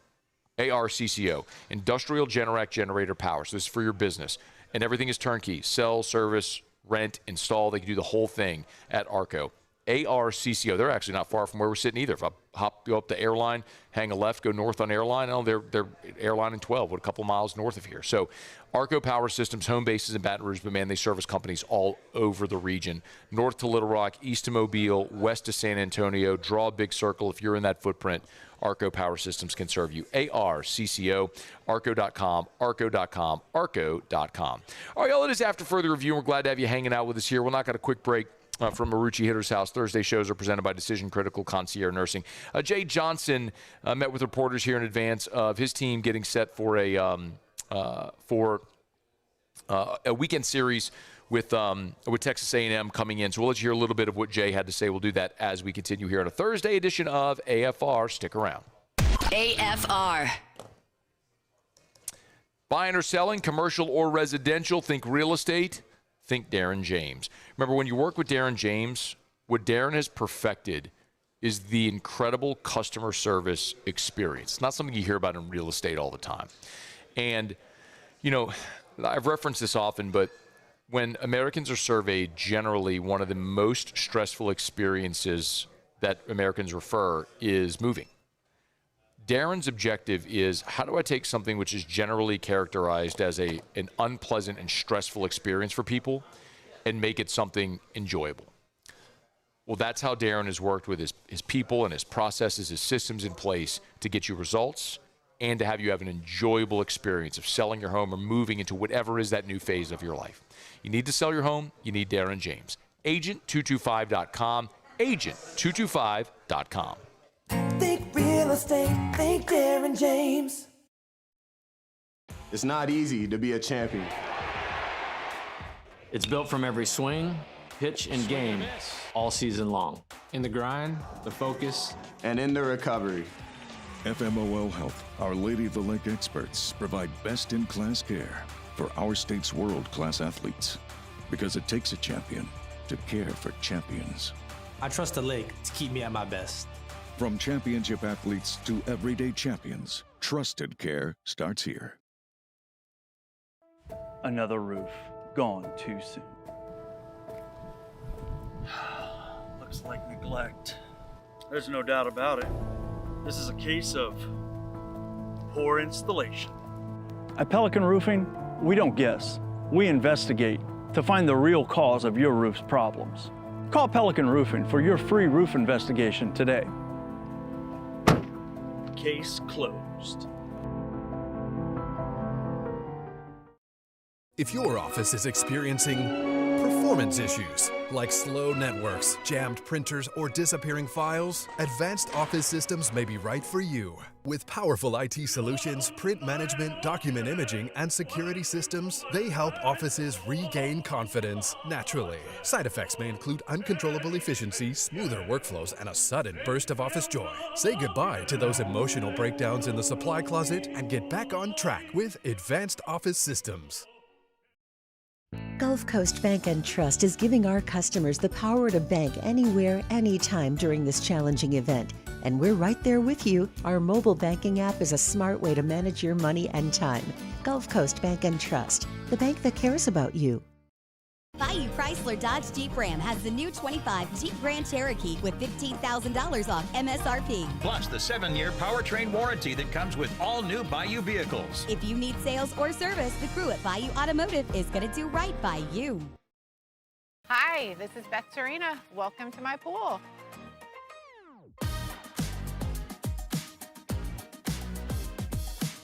The first time I saw this beautiful pool, it exceeded every expectation that I had. They were able to get everything we wanted in this pool. It is a beautiful pool. We live out here, we eat out here, we watch TV out here. This is like our living room outside. We love this pool and everything about it. When we decided to build our pool, we called a great friend who is one of the best pool builders in the country in North Louisiana, and we said, who would you choose to build a pool in Baton Rouge? And without a hesitation, he told us Russell Pools. He said their history, tradition of great builds, great pools was unmatched. So of course, who did we call? Russell Pools. The advice I would give to anyone looking to build a pool is first call Russell Pools. They'll do an incredible job. It'll be incredibly organized. It'll be time efficient, and you will have your pool in no time. After further review with Matt Moscona, presented by Decision Critical Concierge Nursing. Healthcare for your lifestyle. Learn more at decisioncriticalvr.com.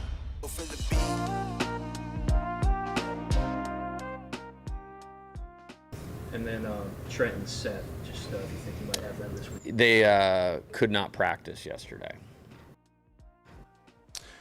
Jay Johnson, when he met with reporters here Thursday in advance of the Texas A&M series, was asked for updates on Trent Caraway and Seth Dardar. You heard him say it there. Jay is never really forthcoming with injury news. That's certainly his prerogative, and it's sort of how he handles things. But when you hear that Dardar and Caraway weren't practicing, it kind of tells you the story not to expect them in the lineup, at least at the start of the weekend.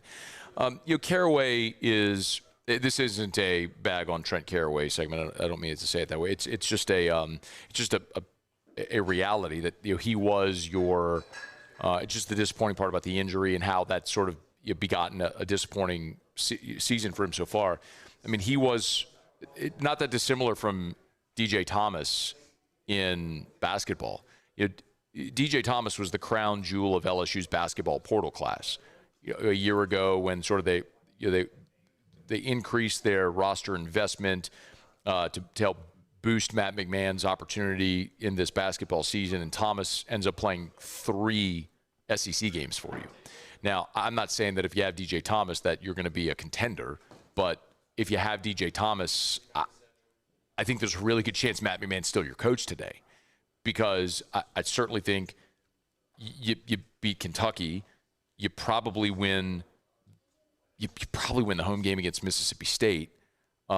There's a few games out there that were swing games where you lost. I'm not. This isn't a basketball segment. All that to say, not having DJ Thomas certainly hurt you. Trent Caraway was a top 10 portal transfer coming in from Oregon State. I know. LSU did not break the bank for him. He did get some money, but not a lot. It was a thing where Caraway wanted to come here to work with Jay Johnson in his draft year to try to elevate and boost his stock. And man, it hasn't manifested. As a freshman at Oregon, he hit 339 last year at Oregon State. He hit 339 last year.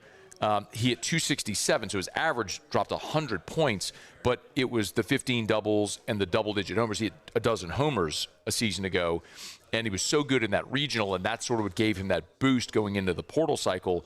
Well, now you're looking at a guy that's he started 24 games for LSU this year, but hitting just 250 in those 24 games, started the 27 games played. So 72 at-bats, hitting just 250. That's one that really hurts, man, where you've been bad. Listen, we can have a very candid conversation here. This is the worst fielding team in the SEC by fielding percentage, and they've already committed more errors at the halfway point of conference play this year than they did all of last season. That's a team that played more than 70 games going through Omaha to win the national championship. So they're bad. Like, we can objectively say this is a bad fielding team. Now, Stephen Milam is outstanding, and your outfield is outstanding defensively as well. You did play 16 games without Chris Stanfield, and you felt that effect. But you can't help but look and say, man, if you hit on Caraway at third, if you hit on Dardar at second, if you hit on York at first, you're just a fundamentally different team. And the reality is you swung and missed. To whatever degree Caraway's been limited by the injury, I don't know that. Maybe we'll find that out in time. But it's just an undeniable truth that those misses have horribly affected your ability to be competitive this year. One other injury that's certainly notable, I know Jay Johnson talked about this earlier today with Hester on Off the Bench, but he was asked during his media availability about Cooper Moore. Jay did say that Moore was throwing, had a full bore bullpen a day ago, which is great news. But here was the update about how Moore felt after the full bullpen session a day ago. He felt normal after his bullpen. Some pitchers, they have what we call either first day or second day soreness. So again, today's an important day, and then obviously we'll want him to throw again today or tomorrow just to see what that looks like, leading into potential reappearance on the mound. So hopeful, but not certain yet. You're getting to the point right now where you start to pare down your rotation. Like, the guys typically by this point in the season that you can count on. You have your starters, you have your situational relievers, you have your back of the bullpen guys, you have the guys that can give you long relief. That by this point. And then you have your up 10, down 10 guys. And then the guys that just aren't ever going to throw. Like, you've identified that at this point. There's not going to be a lot of change. Sure, you could have a situation like a year ago where Chase Shores in the second half of the season just took off and became arguably the most dominant pitcher in the country by the end of the season. Said arguably. But LSU has struggled to find guys that can give them consistent strikes and outs. If Cooper Moore can give you anything this weekend, you take it. If it is a bridge on Friday that gives you an inning to bridge to someone like Cowan or Sheeran at the end that allows you to get a win on Friday, awesome. If it's someone who gives you an inning or two in the middle of the game on Saturday, maybe you don't use him Friday, Saturday, and he's an opener for you on Sunday, get you 3 or 6 outs to hand it to whoever's next, awesome. Anybody you could take right now that can throw strikes and get outs, you want. Cooper Moore is proven to be one of those guys. So Jay said pretty consistently it would be irresponsible to let him extend at this point. I agree with him. We know that to be factual. How you handle arm care with pitchers in this day determines whether or not you continue to get these types of pitchers to your program. So they're not going to be careless with Cooper Moore, nor should they. But the really encouraging thing is that Moore threw yesterday, threw hard, like opened it up full on, not a light throwing, like opened it up in a bullpen yesterday and felt normal today. That is a major, major, major win. We remember a year ago whenever they were trying to work Gavin Guidry back in, and he would go throw, and then he would be sore the next day, and it was just a process of getting him back. So really good sign that maybe they can start to ramp Cooper Moore back up. All right, it is after further review. A few more things I want. Jay Johnson did talk about the Aggies. We'll get to that here in just a quick second. I always want to remind you about our friends over at the Williamson Eye Center. 924-2020, 924-2020. You want to see 2020, call 924-2020 for the Williamson Eye Center. Dr. Blake Williamson. They've got locations all over the greater Baton Rouge area. So we say it often, eye care, eyewear, eye surgery. Need your eye exam? Schedule at the Williamson Eye Center. Wear contacts or glasses, need to update your prescription or fill that prescription? Williamson Eye Center. Maybe you're tired of shoving contact lens in your eyes like I was. LASIK, EVO ICL, custom lens replacement. Maybe you had LASIK years ago. PRK could be a great option for you now if you're starting to see some of the deterioration effects. My cousin Steven had PRK. Hester had LASIK when he was playing at PRK with the Williamson Eye Center a couple of years ago.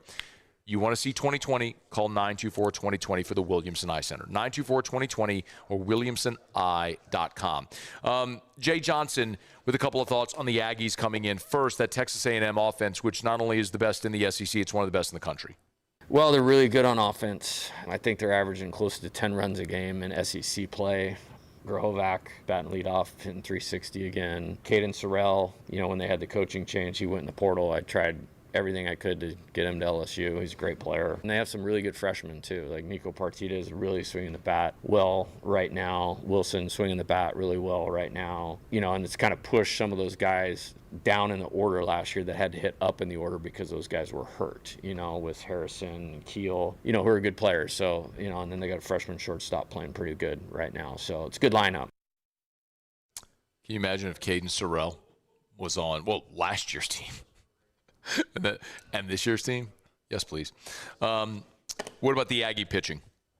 Yeah, no, they'll come at you with strikes, and Coach Kelly was the pitching coach here in 22, and he's really good at what their strengths are, accentuating those strengths, and they throw strikes. Like I would anticipate, the ball is going to be put in play a lot. They do play pretty good defense. It's a little bit of a, I want to say game of chicken. That's not like the right word, but some of our struggles have been like quick outs in the middle of a tough game, and they're going to be in the zone, so we need to hit it and not up in the air weekly. So you get a mistake, you better hit it so we can create some offense, create some longer innings because guys are on base because they typically don't give it to you.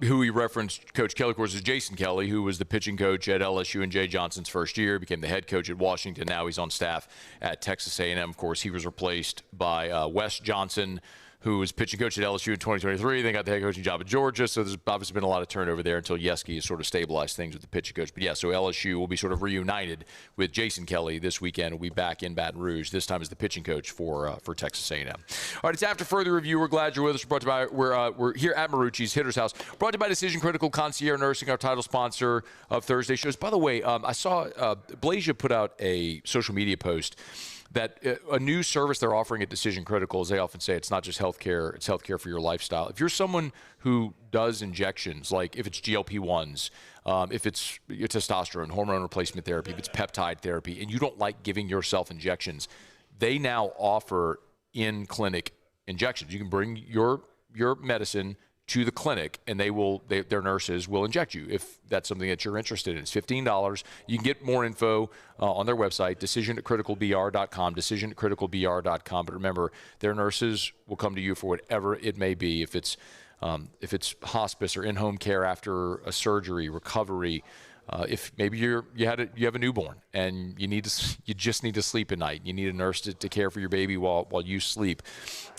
Decision Critical can do all of that, and they can customize a menu of services for you. Maybe you're caring for an elderly parent and you need in-home care while you go to work or a night out. It's Decision Critical Concierge Nursing. DecisionCriticalBR.com. DecisionCriticalBR.com. All right, y'all, it's After Further Review, halfway home here on this Thursday edition of AFR from Marucci's Hitter's House. We'll knock out a quick break and continue. Don't you move. It's Thursday's edition of AFR. AFR. It is 87 degrees in Baton Rouge right now. It is time, if you've not done it yet, to get your preseason AC tune-up from River City's 1 Hour Air. Just look around town. Driving down Airline Highway, driving down I-10, Highland Road, Perkins, drive all over Baton Rouge, through your neighborhood.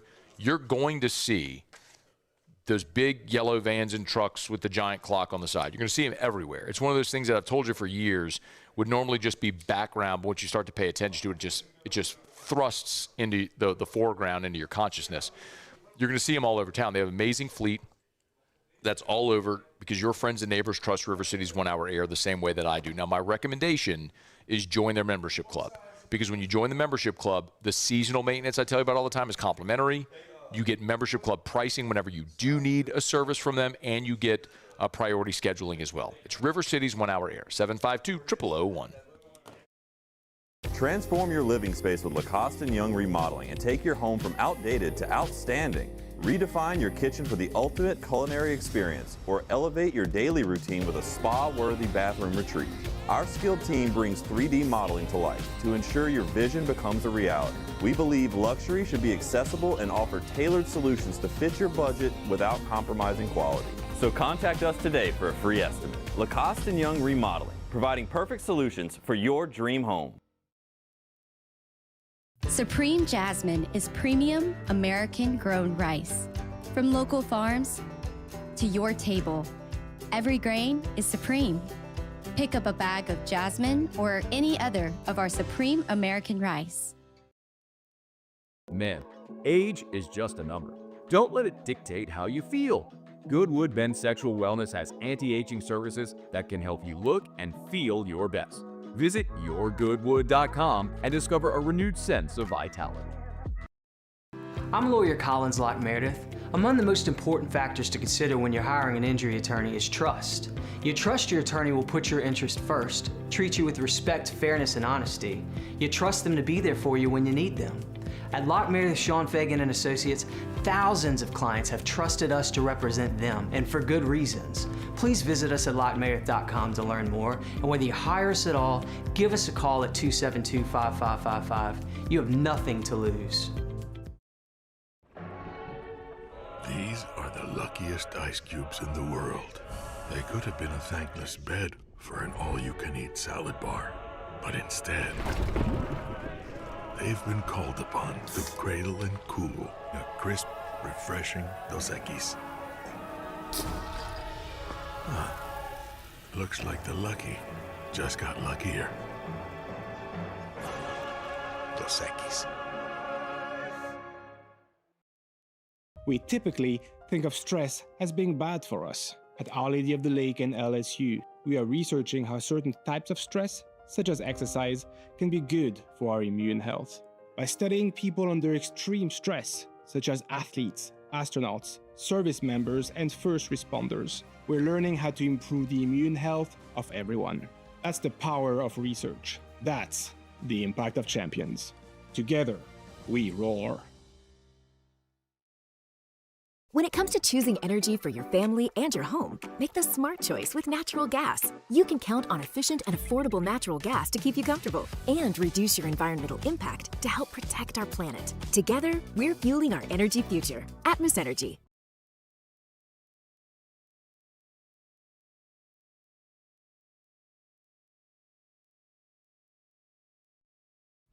After further review with Matt Moscona, presented by Decision Critical Concierge Nursing. Healthcare for your lifestyle. Learn more at decisioncriticalbr.com.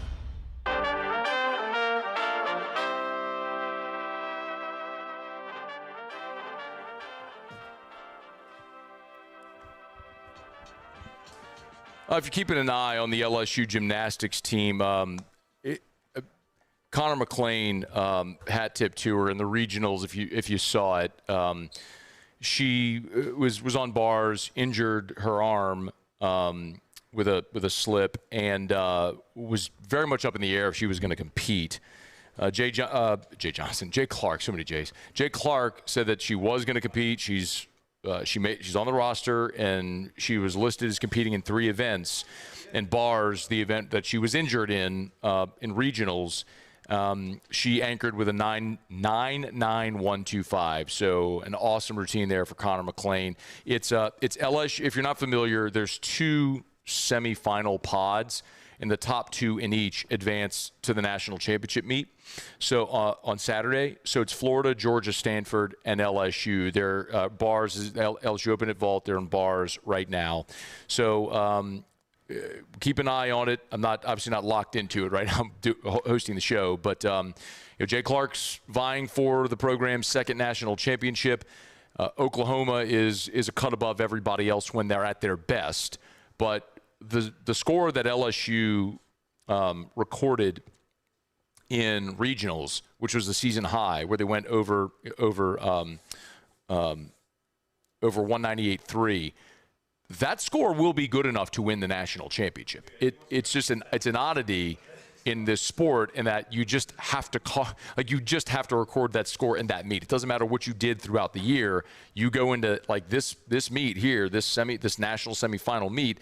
If they're not one of the top 2 among the 4 in this pod, their season ends today. So if they're one of the top 2 scorers among the 4, then they'll advance and they'll compete for the national championship, which would be, of course, the 2nd in program history. So pulling for them. We'll keep an eye on it. Again, gymnastics moves fast, and it's generally about a 2-hour meet. So by the time we move about an hour from now or thereabouts, we should know if LSU is advancing. So we'll keep you posted on it here as LSU is in the national semifinals right now. But great to see Connor McLean get out there and compete for the Tigers, be healthy to do so. I know a lot of people are asking about Will Wade and the basketball Tigers, because as of this point, you have one player on your roster, and of course, Will Wade was added to much fanfare, and there was all the conversation about the roster spend as well and what Will would have, and you're at this point now where the portal's been open for more than a week, and you've yet to add a player.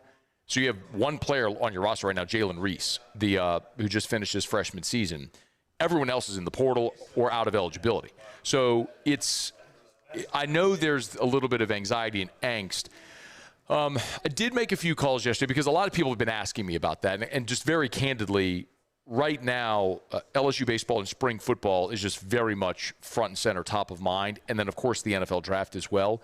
So I'm keeping an eye on the portal cycle. But made a few calls yesterday, and it sounds like things are going very well. And sometimes just because things haven't been announced doesn't mean that they haven't happened. Of course, things need to be formalized before they can happen. But I think they're not going to be in a rush to hurry up and sign players just because. I think they're going to take the right players that are going to allow them to compete in year one. And it sounds like there are a few players that they just are not going to be beat on price. I'll give you an example of a name to keep an eye on. This shouldn't be a surprise, but Alan Graves. So Alan Graves is a local kid. Remember his brother Marshall Graves played at LSU. His sister Amora Graves was committed to from Ponchatoula, was committed to LSU. Then Kim Mulkey came in. I think she ended up going to Auburn. But anyway, Alan went and played his freshman season this year at Santa Clara. He's the one who hit the shot against Kentucky at the end of the game. It looked like it was going to be the game winner in the NCAA tournament before Kentucky hit their miracle game winner. Well, Alan Graves was the conference freshman of the year, and he's declared for the NBA draft, where some mock drafts have him as a projected first-round pick. But he's also entered the portal, so he's left himself open with the opportunity of returning to college with the right situation. Well, there's been some people have reported this, and I've been told the same thing. It's Duke and LSU. He's either going to go to Duke and have a chance to win a national championship. He's going to come home and play for Will Wade at LSU for a year before going to the NBA, or he's going to go in the NBA draft. So he's left both avenues open for him, and I was told off the record what Duke was offering Alan Graves, and I was also told that LSU would be willing to match it. So, and it is a very healthy seven-figure number. So I think we'll see how this all plays out, but that's an example of something that like a decision. The player isn't ready to make a decision, but LSU is right there in the mix. And I just think back to the football portal cycle where when Lane Kiffin was hired, it was initially just gung-ho, talking all about portal from his introductory press conference. And then, the portal opens on January 2nd. We're all expecting this windfall, and it didn't come. Now, a big part of that, as we know, was Ole Miss beat Georgia, and so all the guys from Ole Miss that were expected to go in the portal and come to LSU, that was all delayed, and some of them ended up staying at Ole Miss. Some of them, like Trey Wallace, who's in the NFL draft now. But all that to say, it took a while because then you sort of recalibrated and you had a lot of visits, and then ultimately you had guys commit and sign, and we know that they ended up signing the number one portal class. It feels similar right now for basketball. We expect the portal was open, then boom, you're all of a sudden going to start landing guys. First, you had to have your entire roster reset. And remember, Will Wade and his staff, he told us at the press conference he was going to hire a new staff first, which he's done now. And then it's sort of an evaluation process of not only the player, how much money you have to spend, and it's getting guys here for visits and courting them, because you don't have to sign guys right now. So you wait and see what options you have available, and then they'll move on and start adding to the roster there. So it's not like they're sitting on their hands doing nothing. I've been assured of that, and they have been working very hard to secure funding and commitments for roster spend for this year. I'm just willing, because we have the example of the football portal cycle that we just watched that went very similarly. New coach, tons of excitement, portal opens, fever pitch, and then it was just nothing. It was just like silence for a while. And then you had visits, and then the commitment started. Once they started, then they were rolling. And I think it's going to be similar with basketball once they get rolling. But a busy time over there at in the basketball facility. Will Wade he's very public with much fanfare with the return, and Mike dressed up like the general, and the drum line coming out, and all the Mumford & Sons song, and the fire, everything, and the fans at the press conference, and all that sort of stuff. Well, there was much fanfare that day, and then it was like nobody's seen Will Wade since. It is just like he is holed up trying to build this roster and recruit guys and secure funding and do all the things doing all the things he needs to do to get this thing back. So for everyone who's asked, that's kind of the update, is that they're working. I think they kind of even maybe have some silent commits based on a few things that might need to fall their way, with decisions still to be made. And there's some big-time targets that they're still after. So patience, not easy, but probably we need to preach at this point if you're waiting for the basketball roster news. All right, it is After Further Review. We're glad you're hanging out with us here on this Thursday edition of AFR from Marucci's Hitter's House, brought to you by Rouse's, official supermarket of the New Orleans Saints. Rouse's.com. Remember, you can always download the Rouse's app. Encourage you to do this. Like maybe this happens to us all the time. Like Erica will usually do our grocery order during the weekend, but sometimes you forget something and during the week you realize you need something. So like I might need K-cups for coffee or whatever it may be. So a really easy thing you can do is if there's something you need to get, soap or whatever, open up the Rouse's app, pick up the items, pay for it on the app. Your personal shopper will go pick out the item for you, and then you just pull into one of the designated spots. They'll bring it out to your car. So it'll save you time maybe on your way home from work today. Maybe you want to go in and pick up dinner for the whole family. They got tons of options there. The hot and boiled kiosk, crawfish every day boiled at their in-house boiling rooms, grab-and-go options, sushi. They got the hot bar with fried fish and so many different options. Just check it out at Rouse's, the official supermarket of the Saints. Rouses.com, Rouses.com. Rouse's, this feels like home. All right, y'all, it is After Further Review. Glad you're rolling along with us here on this Thursday edition from Marucci's Hitter's House. Tigers head to Beam. It'll be Kylie Cohen, Lexi Zeiss, Amari Drayton, Kalia Lincoln, Connor McClain, and, of course, Kalen Shio. That'll be the Beam lineup, and then they'll finish on floor. And the Tigers are one of the best in the country on floor, so they'll finish with their strongest event. So we'll keep you posted on how that goes. They're halfway home there in Fort Worth as the Tigers trying to punch their ticket to the national finals coming up this weekend. We'll knock out a quick break from Marucci's Hitter's House. You'll come by, see us here on Segan near Airline. We'll knock out a quick break and wrap up hour number 2. Muse will do Tigers and the Pros next. AFR. Literally across the street, right there, is Clegg's Nursery. So I got a great idea. Come hang out with us here at Marucci Hitter's House. Come shop all the great stuff over here, and then just go right across the street to Clegg's. And they got tons of just jam-packed full greenhouses. Even the one right over here on Segan, just over the summer, they in the wintertime, they expanded that greenhouse, which is beautiful now. It's even bigger.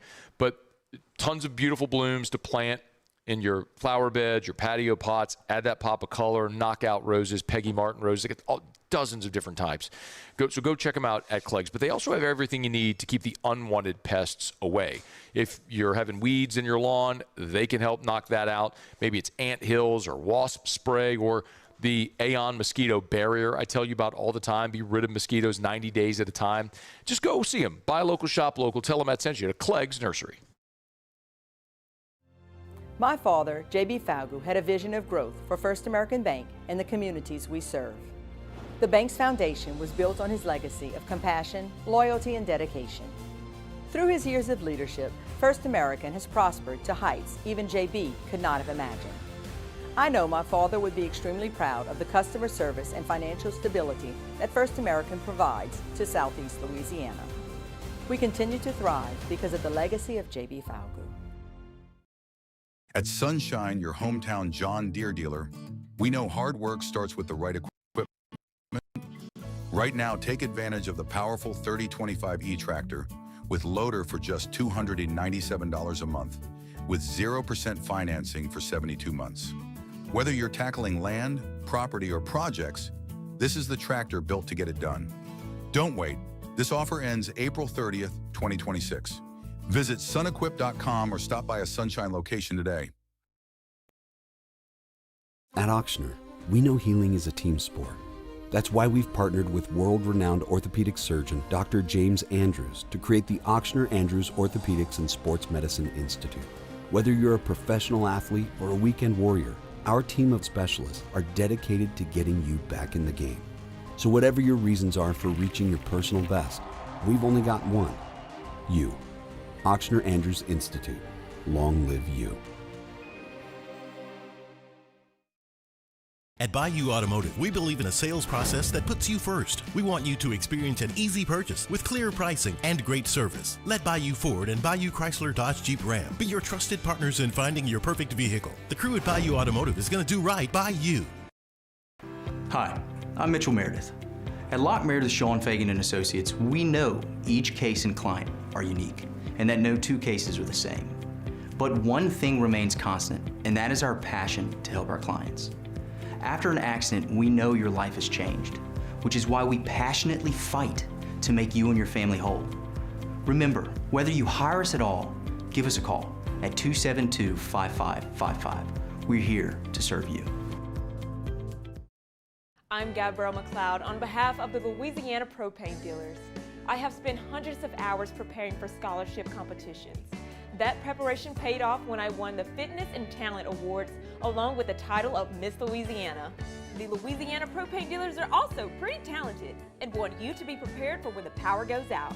Visit LouisianaPropane.com to find out about propane generators and other safety tips. Louisiana Propane, it truly is the fuel for our future. When you can't rely on technology, you can rely.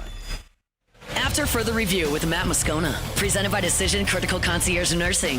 Healthcare for your lifestyle. Learn more at DecisionCriticalBR.com.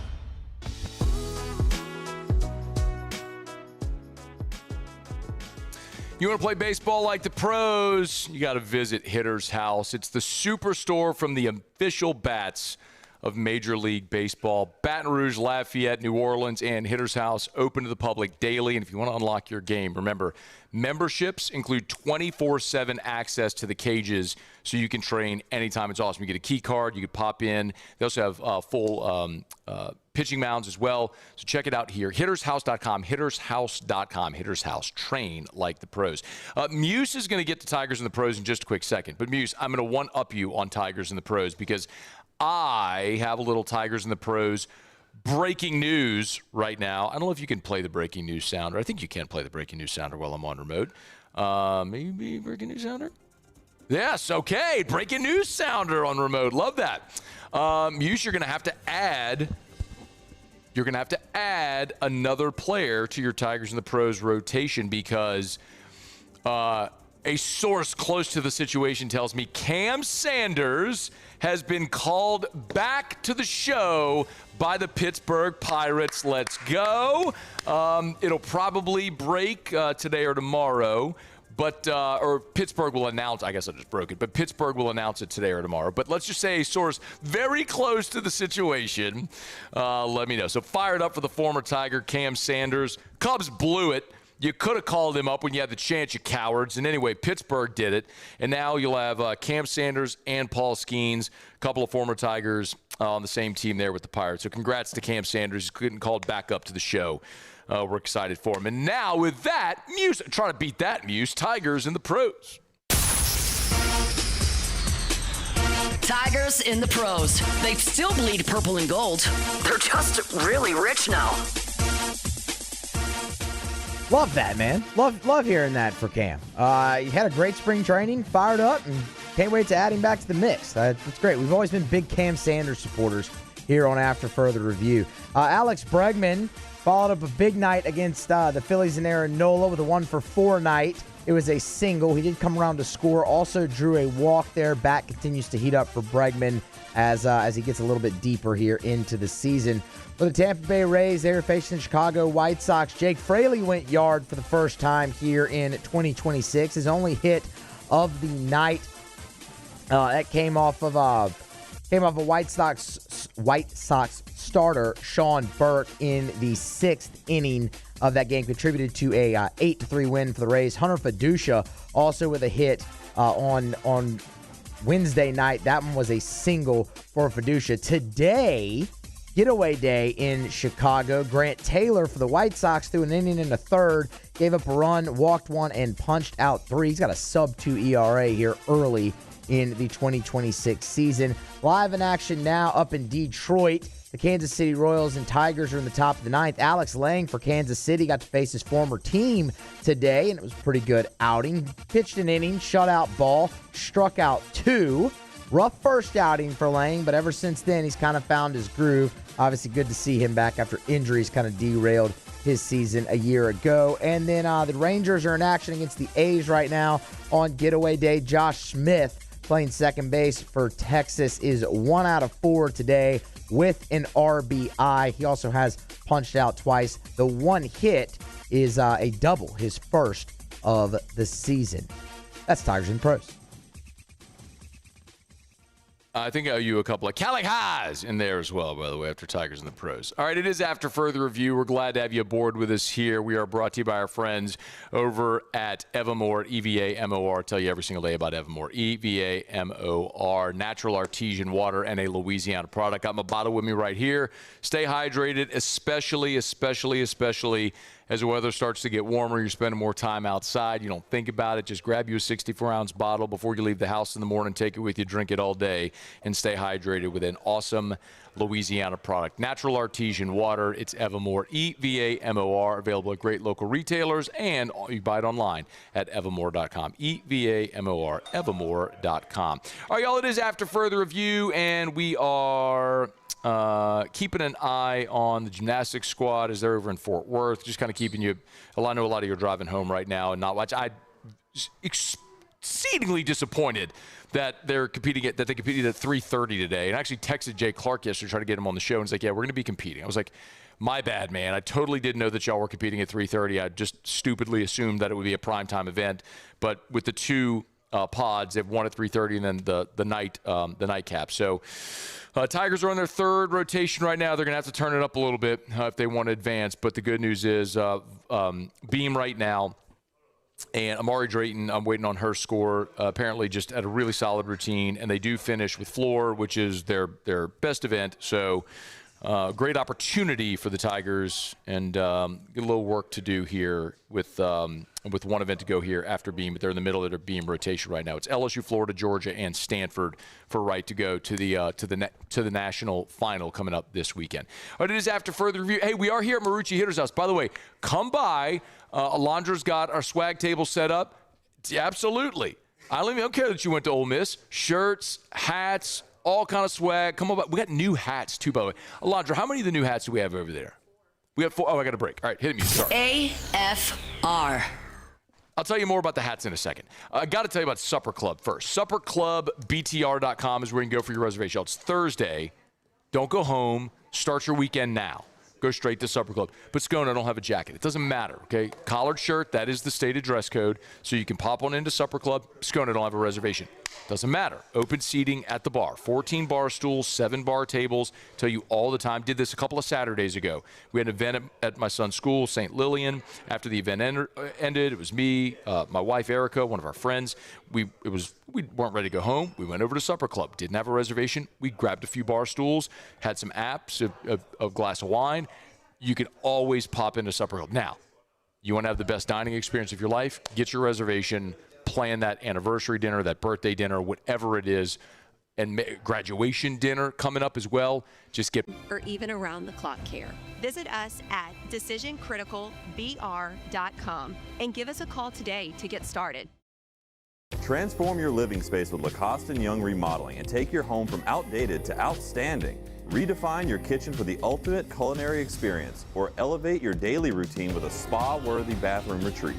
Our skilled team brings 3D modeling to life to ensure your vision becomes a reality. We believe luxury should be accessible and offer tailored solutions to fit your budget without compromising quality. So contact us today for a free estimate. Lacoste & Young Remodeling, providing perfect solutions for your dream home.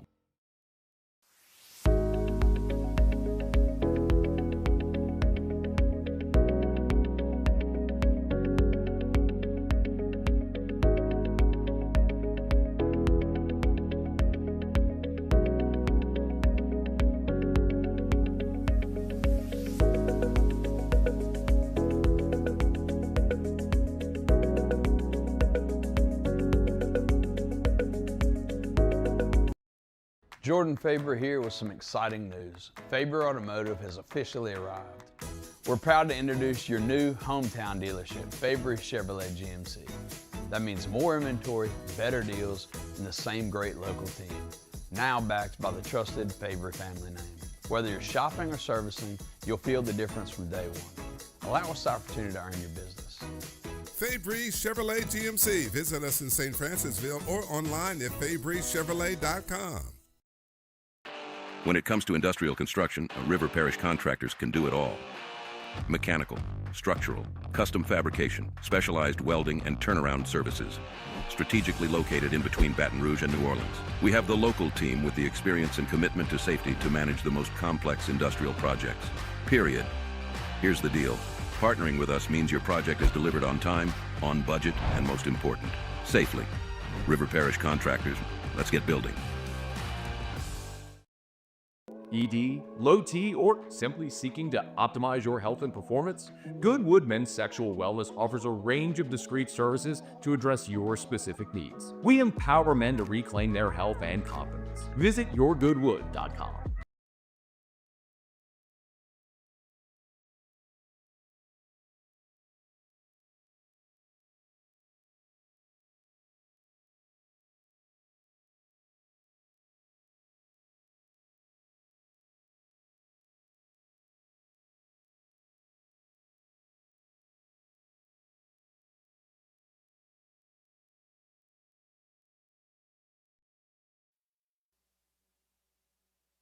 This is Sports Center.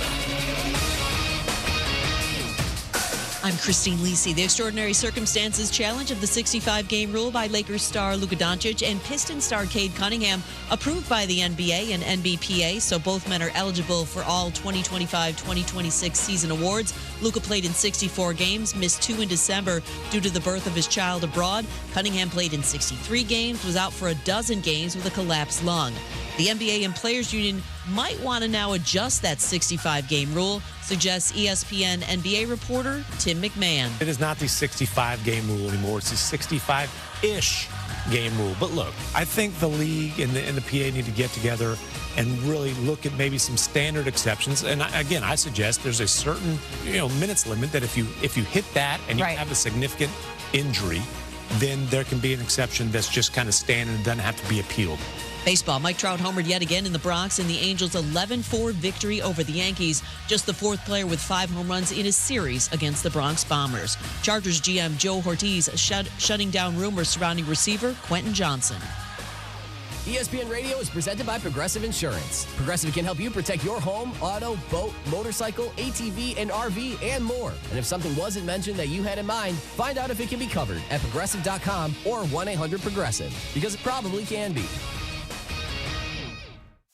Matt Moscona. I'm very important. After further review. Say it one more time. After further review with Matt Moscona. And here we go. Live from the Raising Cane studio. That's right.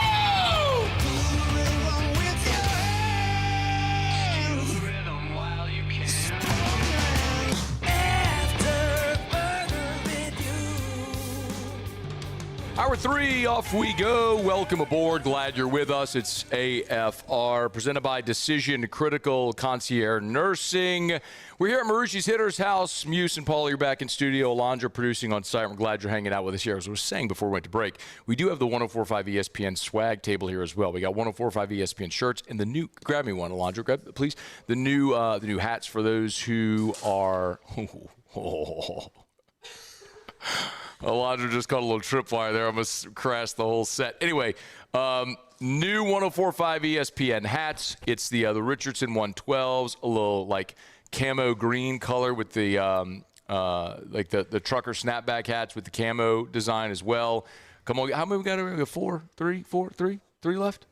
3 left. Y'all better come get them. 3 because that one guy took it. Gentleman took one. That's great. He was here. Good for him. So come, here you go. Do you want the winner for today too? Oh yeah, I need that. Right, for the purple, gold, and cold giveaway. Yeah, who we got? So today's winner, Caleb Dufresne. Shout out Caleb Dufresne. You win the purple, gold, and cold prize pack from Mockler Beverage. It's a case of the Bud Light aluminum bottles. It's a Bud Light LSU baseball jersey, which is fire, by the way, if you haven't seen them.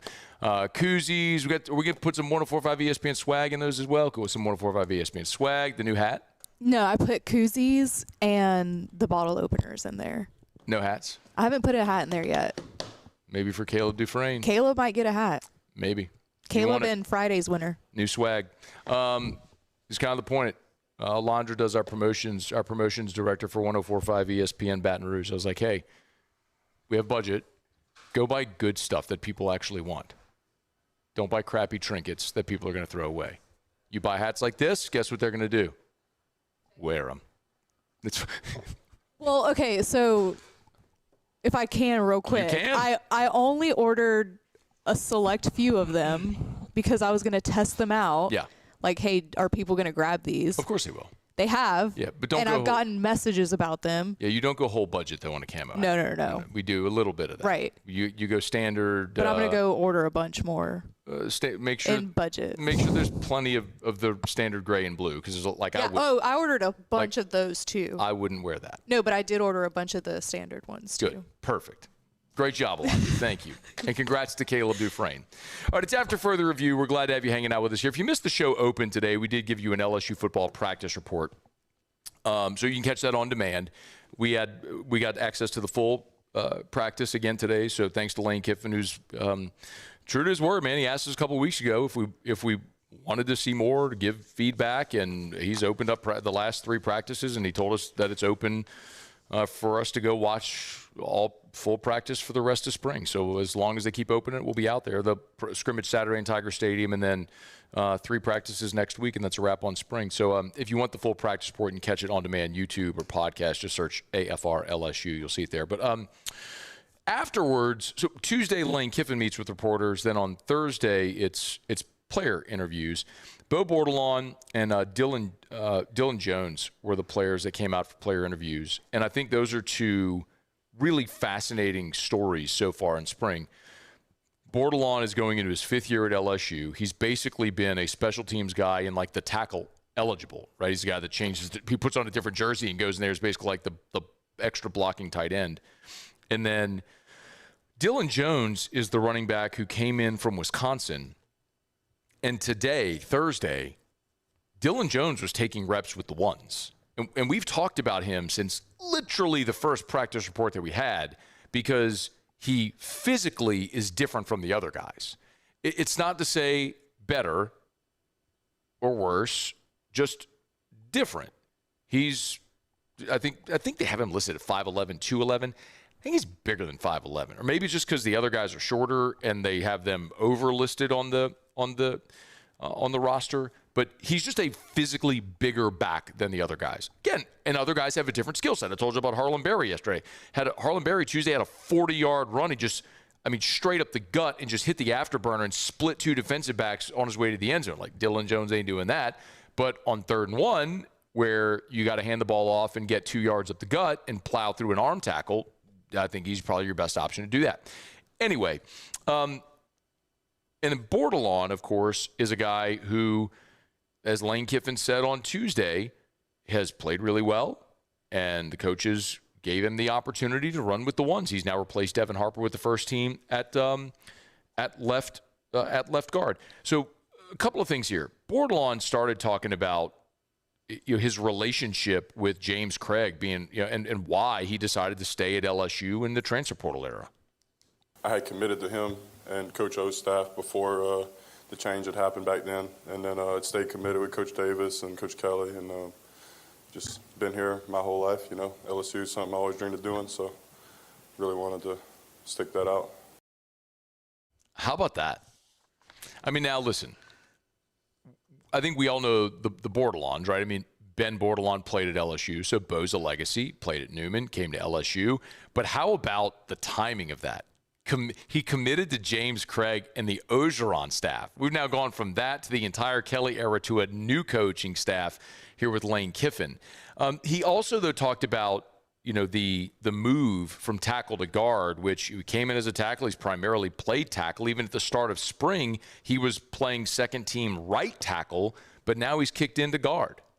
Yeah, so I played guard for 2 years, and then when they got in, they liked me at tackle at first, so they bumped me to right tackle, and I was doing pretty well there. And then they said they wanted to make a change and move me inside the guard, and I think I've done pretty well, kind of a seamless transition playing back. A few years ago in the bowl game, I started at right guard and then played some drives at left guard, and I think guard's kind of where I feel the most comfortable. I can play tackle if I want to. I can play whatever they need me to. I play center if they want me to. But I try to do what they need me to do, and right now they need me at left guard, so that's where I want to play. His brother Brett, by the way, is a center. And Bo followed up about why he feels like guard is his best position. I think I'm strong. I think I'm better when I get my hands on people. and I think I have good play strength. So when I can kind of just set tight and clamp somebody up, I feel like I'm better there. But I also am athletic enough. I can go out, slide, and play tackle. And I think in this system, especially me being a more athletic guard, I feel like it helps me because we're going so fast. I can stay in shape, and kind of get a jump on the guys that I'm going against. Bo Bordelon talking a little bit about his position change and running with the ones. We'll see if it sticks. Again, you're 11 practices into spring. I think that the thing that we have to remember in the context and the perspective is 11 practices into spring. You've still got, 4 more spring practices and then an entire offseason, then fall camp, and then games. So it's a long way to go before we really ordain anybody. The things we know definitively are Braylon Moore is your center, Jordan Seaton's your left tackle, and very likely Aluba is your right guard. The other 2 spots in the offensive line are up for grabs. We know the quarterback is, but there's a rotation at receiver, at running back. They're playing a bunch of guys at tight ends in different sets, so there's a lot still to be determined. Speaking of running back, Dylan Jones, man, he has been one of the rising stars. Like, if I look offensively, the skill guys, the most impressive risers through 11 practices are Dylan Jones and Malik Elzy. Elzy's the receiver from Illinois. He's a 6'2", 215, 220-pound receiver, bigger-bodied receiver. Those two, it feels like every practice when you're just scribbling notes, you continuously are writing down 13 and 88 on offense. Again, same thing applies here. You're 11 practices into spring. Long way to go. But Jones started talking about why LSU, especially considering all the bodies at running back. I mean, really, playing under Lane Kiffin, I don't think nobody really want to pass that up. And then, I'm saying, Coach Kevin Smith, I feel like he's probably the best in the game. You see what he done. I mean, when he played football, and then you see what he did with the previous running backs that he had. So I feel like it was a no-brainer. Why not LSU? I know we talked about it a day ago, but remember, Kejuan Lacey was an All-American a year ago. I'm not saying any of these guys are going to be All-Americans. What I'm saying is Kejuan Lacey was an All-American a year ago in this season, ran for 1,500 yards. He had 24 attempts as a freshman at Missouri. He went from 24 rushing attempts to an All-American in 1 year in this system. So I'm not saying that's going to happen for any of these guys.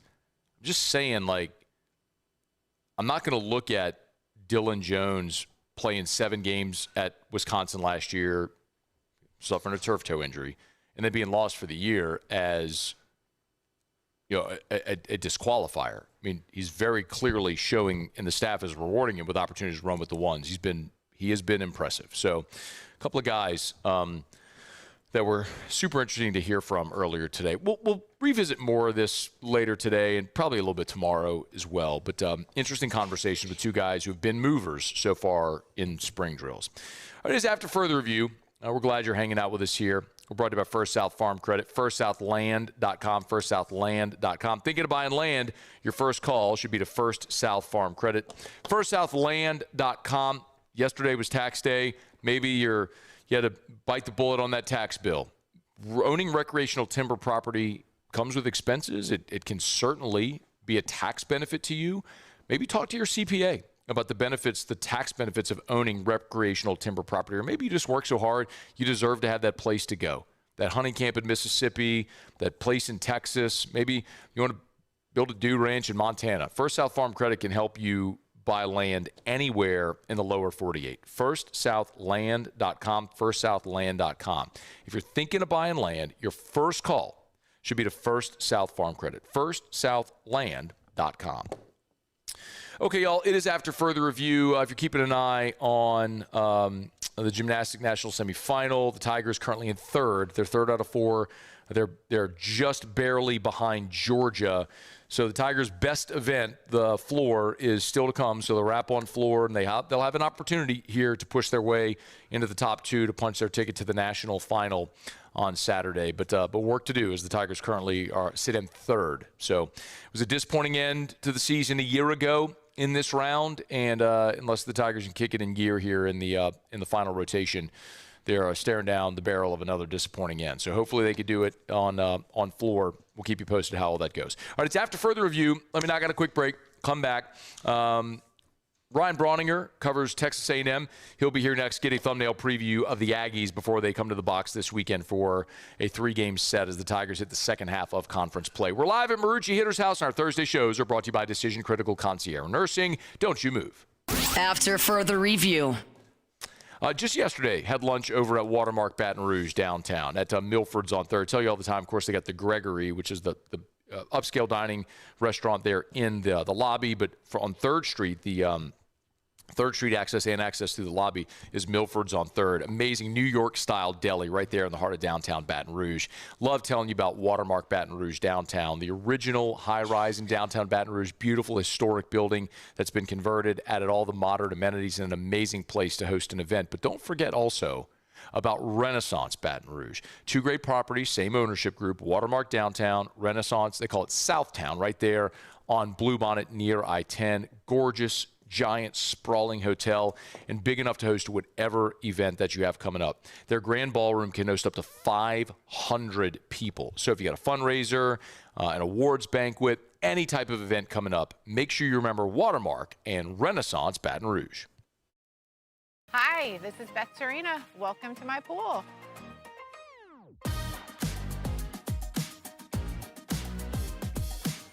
The first time I saw this beautiful pool, it exceeded every expectation that I had. They were able to get everything we wanted in this pool. It is a beautiful pool. We live out here, we eat out here, we watch TV out here. This is like our living room outside. We love this pool and everything about it. When we decided to build our pool, we called a great friend who is one of the best pool builders in the country in North Louisiana, and we said, who would you choose to build a pool in Baton Rouge? And without a hesitation, he told us Russell Pools. He said their history, tradition of great builds, great pools was unmatched. So of course, who did we call? Russell Pools. The advice I would give to anyone looking to build a pool is first call Russell Pools. They'll do an incredible job. It'll be incredibly organized. It'll be time efficient, and you will have your pool in no time.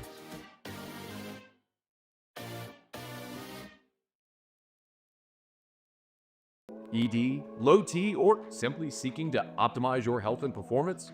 Goodwood Men's Sexual Wellness offers a range of discreet services to address your specific needs. We empower men to reclaim their health and confidence. Visit yourgoodwood.com. The experts at Hood Dental Care want you smiling bigger and healthier than ever. New patients can get a healthy gums cleaning for just $89, plus a free exam and full mouth x-rays. A $376 value. With over 3,000 5-star Google reviews, 5 local locations, and easy online scheduling with same-day care. Hood Dental makes it simple to get started. And we always have other great giveaways for new patients. Check out hooddentalcare.com and schedule your appointment today. At Parrish, we're built for tough players and tough roofs. Coach is tough on us about preparation, and Parrish brings that same championship mindset. Do business with someone you know. Parrish Construction and Roofing. ParrishBuilt.com. When it comes to choosing energy for your family and your home, make the smart choice with natural gas. You can count on efficient and affordable natural gas to keep you comfortable and reduce your environmental impact to help protect our planet. Together, we're fueling our energy future. Atmos Energy. Today, we are shaping tomorrow. We are researching how extreme stress impacts the immune system, from trauma victims to athletes and even astronauts. Our work is leading the way in sepsis treatment, saving countless lives. We're unlocking the mind with music in exciting new ways. Our Lady of the Lake Health and LSU are improving the health of our state. That's the impact of champions. Imagine the impact we'll have on the future. Together, we roar.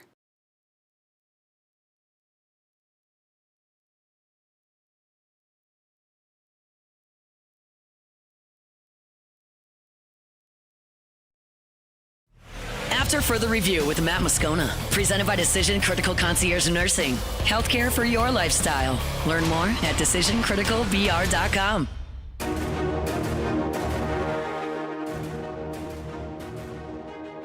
Tigers welcome in the Aggies. LSU back at home after back-to-back weekends on the road against Tennessee and Ole Miss. Desperate need making a move here, 3 games under 500.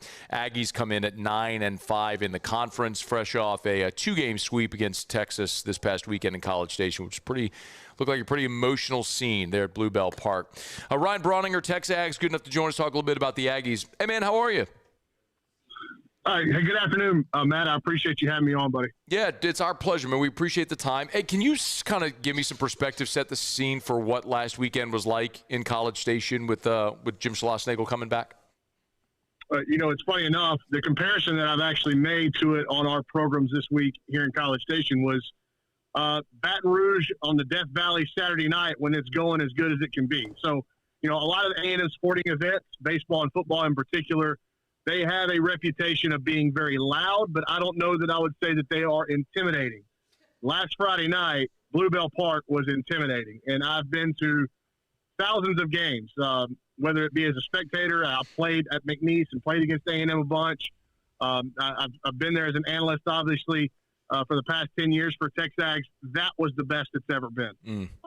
If A&M could figure out a way to capture that emotion and that kind of, they weren't there to just watch the game and cheer for their team. They were there to impact the game and try to impose some sort of will on the Texas Longhorns. Now, a lot of that had to do with who was sitting in the other dugout. But if A&M could bottle that rage and emotion up, you would start seeing them.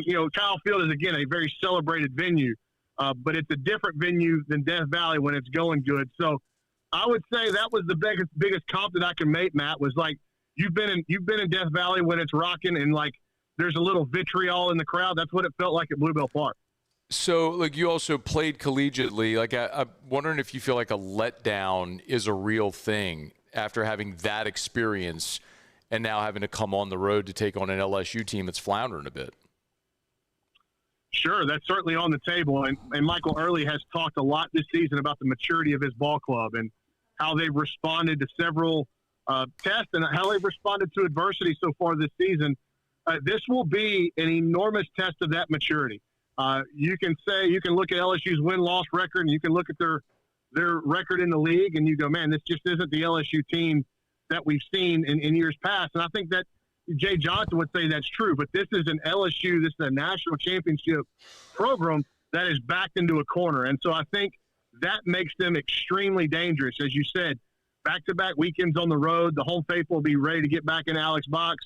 So I think A&M just being able to weather the early storm over the next couple of days would go a tremendously long way in helping them potentially win a series on the road there. Ryan Brauninger, Texags, is with us. I'm going to ask you a pretty obvious one the way I ask it, but I'm going to leave it open-ended because I'll let you answer it. Last year was a very disappointing year for Texas A&M when they had a lot of talent on that team. How have they been able to bounce back this year? Well, certainly they were a disappointing season last year. But when you look at it and you just – I get from your seat, Matt, where you look at the overall record, the preseason number one, coming off the World Series final, and you go, yeah, you didn't make the postseason. Tremendously disappointing. There was a lot of people that wanted them to make a change at head coach after 1 year. But if you go back and you look at the nuance of last year, man, the injuries played a massive, massive role. You didn't have Gavin Grahovic for the entire year. You didn't have Caden Sorrell for half the year. You had various other players miss large swaths of that season with bumps and bruises. And so A&M really never got to see the best version of themselves because of the injury bug. Now, they also didn't play great baseball. They were horrifically bad in situational defense. They struck out way too much. They didn't walk enough. All the stuff that had made Michael Early such a hot commodity as a hitting coach, all that stuff had kind of fallen by the wayside for the Aggie Bats last year. So they went into the offseason with not just the notion, like, we are going to fix all of this. It's going back to the way it should run. It's going back to the way it's supposed to run. He made a very important hire in Cliff Pennington. The Aggies have gone from one of the worst defensive teams in the league last year to now fielding at 983. They're one of the top 20 defensive clubs in the country. That has been a huge step in the right direction. And the ethos of a Michael Early offense is they walk and they slug. And if you go look at the numbers this year for A&M offensively, there's a kid that's hitting in the bottom of the lineup named Bear Harrison. He's their catcher. If you just look at the batting average, Matt, it doesn't tell the whole story. He is the prototypical Michael Early offensive player. His on-base percentage with a 270 batting average is right at 500. He leads the team in hit by pitches. He walks a ton, and then when he does swing, he's hitting doubles and homers. So he is kind of like the prototype that kind of gets lost in the superstardom of Gavin Grahovic, Caden Sorrell, and Texas A&M has the best freshman in the country right now playing third base, and Nico Partita. Yeah. Harrison, by the way, is a transfer from St. Mary's. LSU is in the mix on that one. Turns out power hitting catchers are pretty good luxury to have when you can get them. Ryan Brauninger is our guest, TexAgs.com. Okay, we know they hit. Early's an offensive-minded coach, and you're right. Grahovac and Sorrell, I mean, guys that are both hitting over 360 and combined for 27 homers right now. Yeah, that's gonna make a team better. What about on the mound? Because Jason Kelly, the former LSU pitching coach, is now there in Aggie land, and the numbers aren't great, but piece this together for me, how the Aggies have been on the mound this year. Yeah, I would say they don't – in terms of ceiling, it's not very high. Like, there's not going to be anybody that A&M's going to run out there that's going to look like William Schmidt. They just don't have that. They don't have a guy that's going to look like Kason Evans in terms of MLB draft prognosis. Now, their Friday night starter, Shane Sadeo, another guy who missed the entirety of the 2025 season. He kind of had an extended return from Tommy John surgery. His outings have been really weird, Matt. Like, every time somebody swings and hits it, it goes to the wall or over it.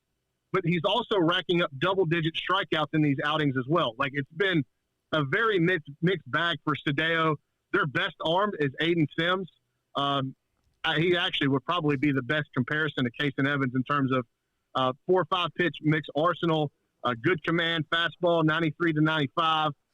He has been the best guy and most consistent guy for A&M on the weekends, and they actually bumped him up a day to Saturday last week against Texas. And then Weston Moss has been their swing guy, and they're TBD on Sunday because they want to use Moss out of the bullpen in case they need it to win a game on Friday or Saturday. And then in that case, they would just figure it out and maybe staff it on Sunday if they could. But overall, Matt, this A&M staff, they don't strike any.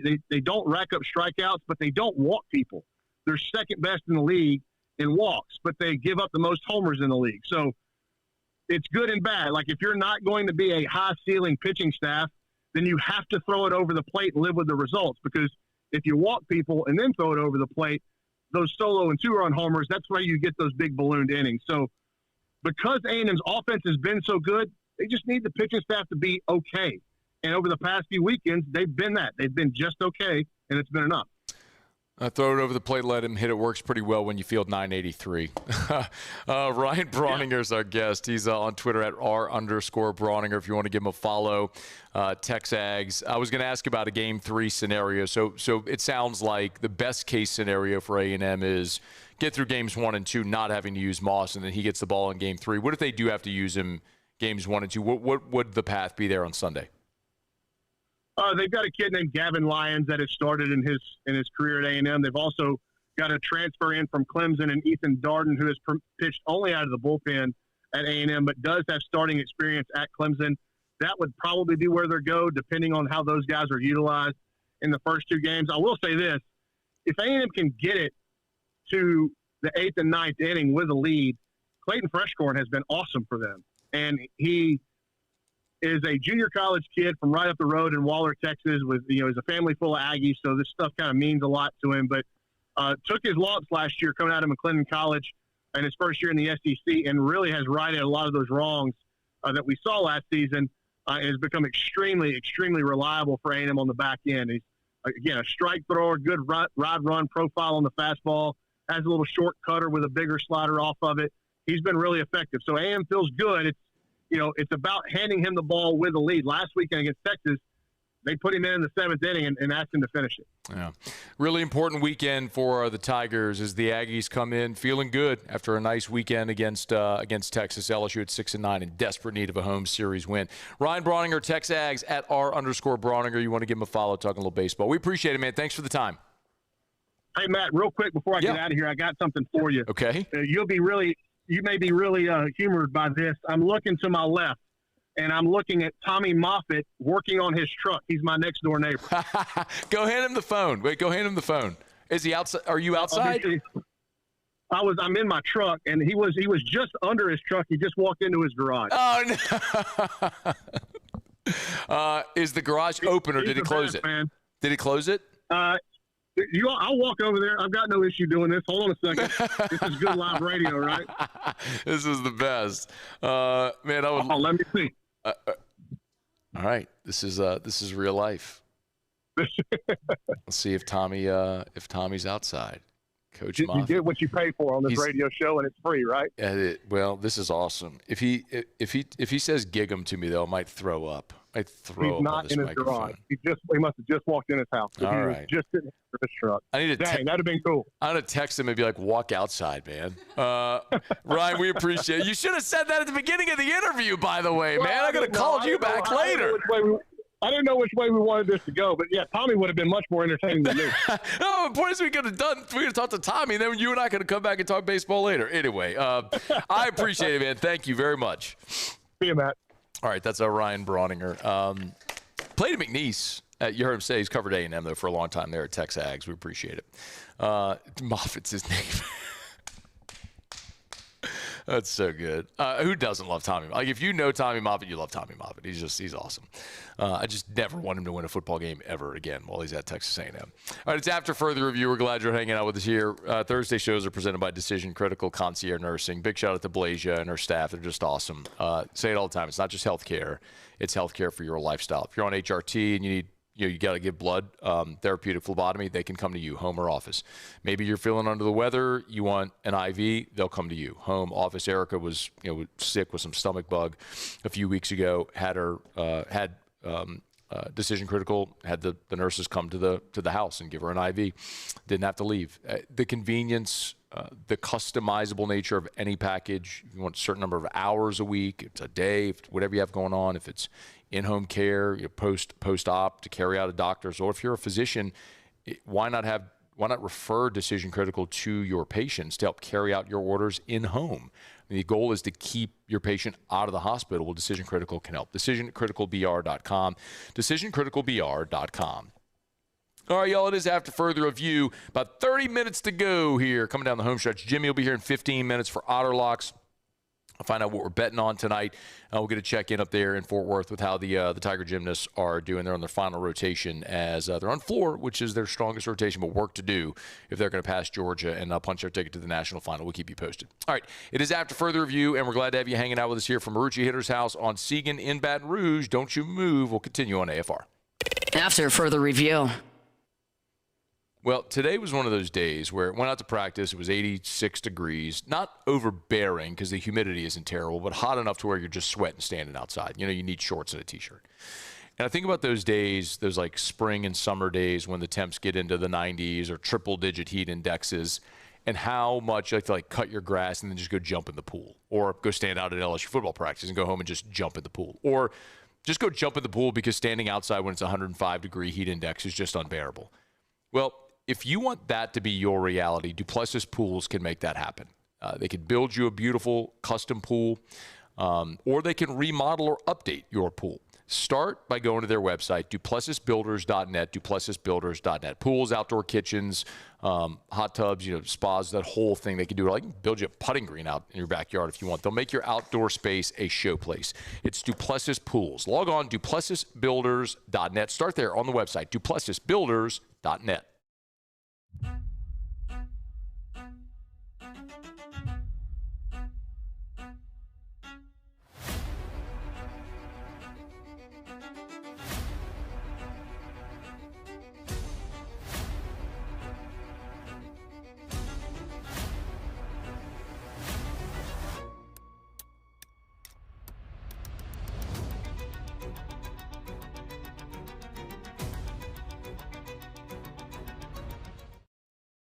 Gulf Coast Bank and Trust is giving our customers the power to bank anywhere, anytime during this challenging event.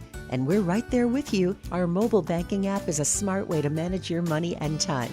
Gulf Coast Bank and Trust, the bank that cares about you.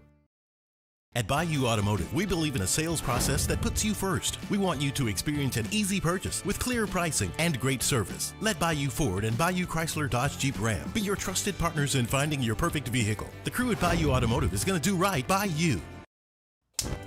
Looking for cleaner energy? Propane is energy for everyone. And when you're cooking with clean, affordable propane, you're cooking with gas. In the wintertime, nothing heats a home like Louisiana propane. And when you need hot water, propane's got you covered. Oh, and you won't regret that propane generator when the power goes out. I'm Miss Louisiana, Gabrielle McLeod, and to find more information and to find a propane dealer near you, visit louisianapropane.com. My father, J.B. Falgu, had a vision of growth for First American Bank and the communities we serve. The bank's foundation was built on his legacy of compassion, loyalty, and dedication. Through his years of leadership, First American has prospered to heights even J.B. could not have imagined. I know my father would be extremely proud of the customer service and financial stability that First American provides to Southeast Louisiana. We continue to thrive because of the legacy of J.B. Falgu. After a decade of working in private duty nursing, I know how hard it can be to find compassionate care for the ones that you love the most. So I started Decision Critical, a premier concierge nursing agency, so we can take care of you wherever you are. Our highly skilled nurses provide exceptional care from the comfort of your own home with personalized packages for short-term, long-term, or even around-the-clock care. Visit us at decisioncriticalbr.com and give us a call today to get started.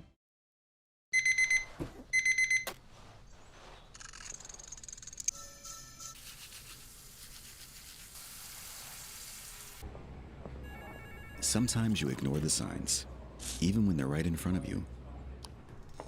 Problem gambling isn't always easy to spot. Know the signs. Set your limit. Learn more about healthy gambling habits. After further review with Matt Moscona, presented by Decision Critical Concierge Nursing. Healthcare for your lifestyle. Learn more at decisioncriticalbr.com.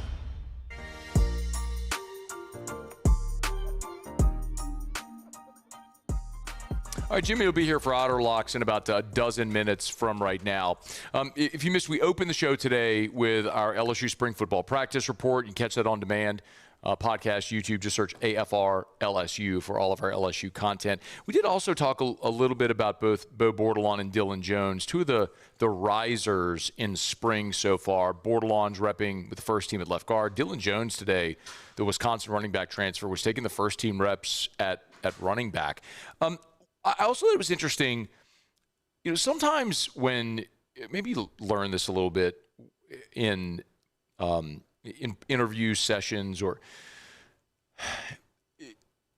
whenever, this is going to feel super nuanced, and I hope this lands, but sometimes like whenever you listen to, or you're at a press conference, like when you get a longer answer, it's not necessarily that like someone's long-winded. It's typically because it's something that they want to talk about. Some guys just give really short answers, and then when you hit a nerve or a pressure, but that has a negative connotation. When you hit on something that is something they're interested in talking about, you'll tend to get a more expansive answer. And so, like Bo Bordelon, when he was meeting with reporters earlier today, was punchy. 15 seconds on his relationship with James Craig, 18 seconds on the new staff. Just 20 seconds on why he likes guard better than tackle. And then he was asked about this coaching staff and if they emphasize the running game more than what was here prior. And it's easy to look at the audio sheet of the timestamps of the cuts and go, oh, why did he go for 32 seconds on that? Well, this is what he said. I think at the end of the day, it comes down to execution, and I feel like this staff puts a big emphasis on executing and moving on to the next play. Like if something doesn't go wrong, we get up and we just run it, So we get on the ball, we move fast, and I think that helps us in the run game. It gets guys tired, we can kind of run off the ball on people. So I think also we have some good inside run periods that I like a lot. We do short yards, goal line stuff, and that's been really beneficial to us as an O-line, being able to get some live looks against some good guys who we can really run off the ball and make some good contact with our pads, I mean, there's 3 different things he said there.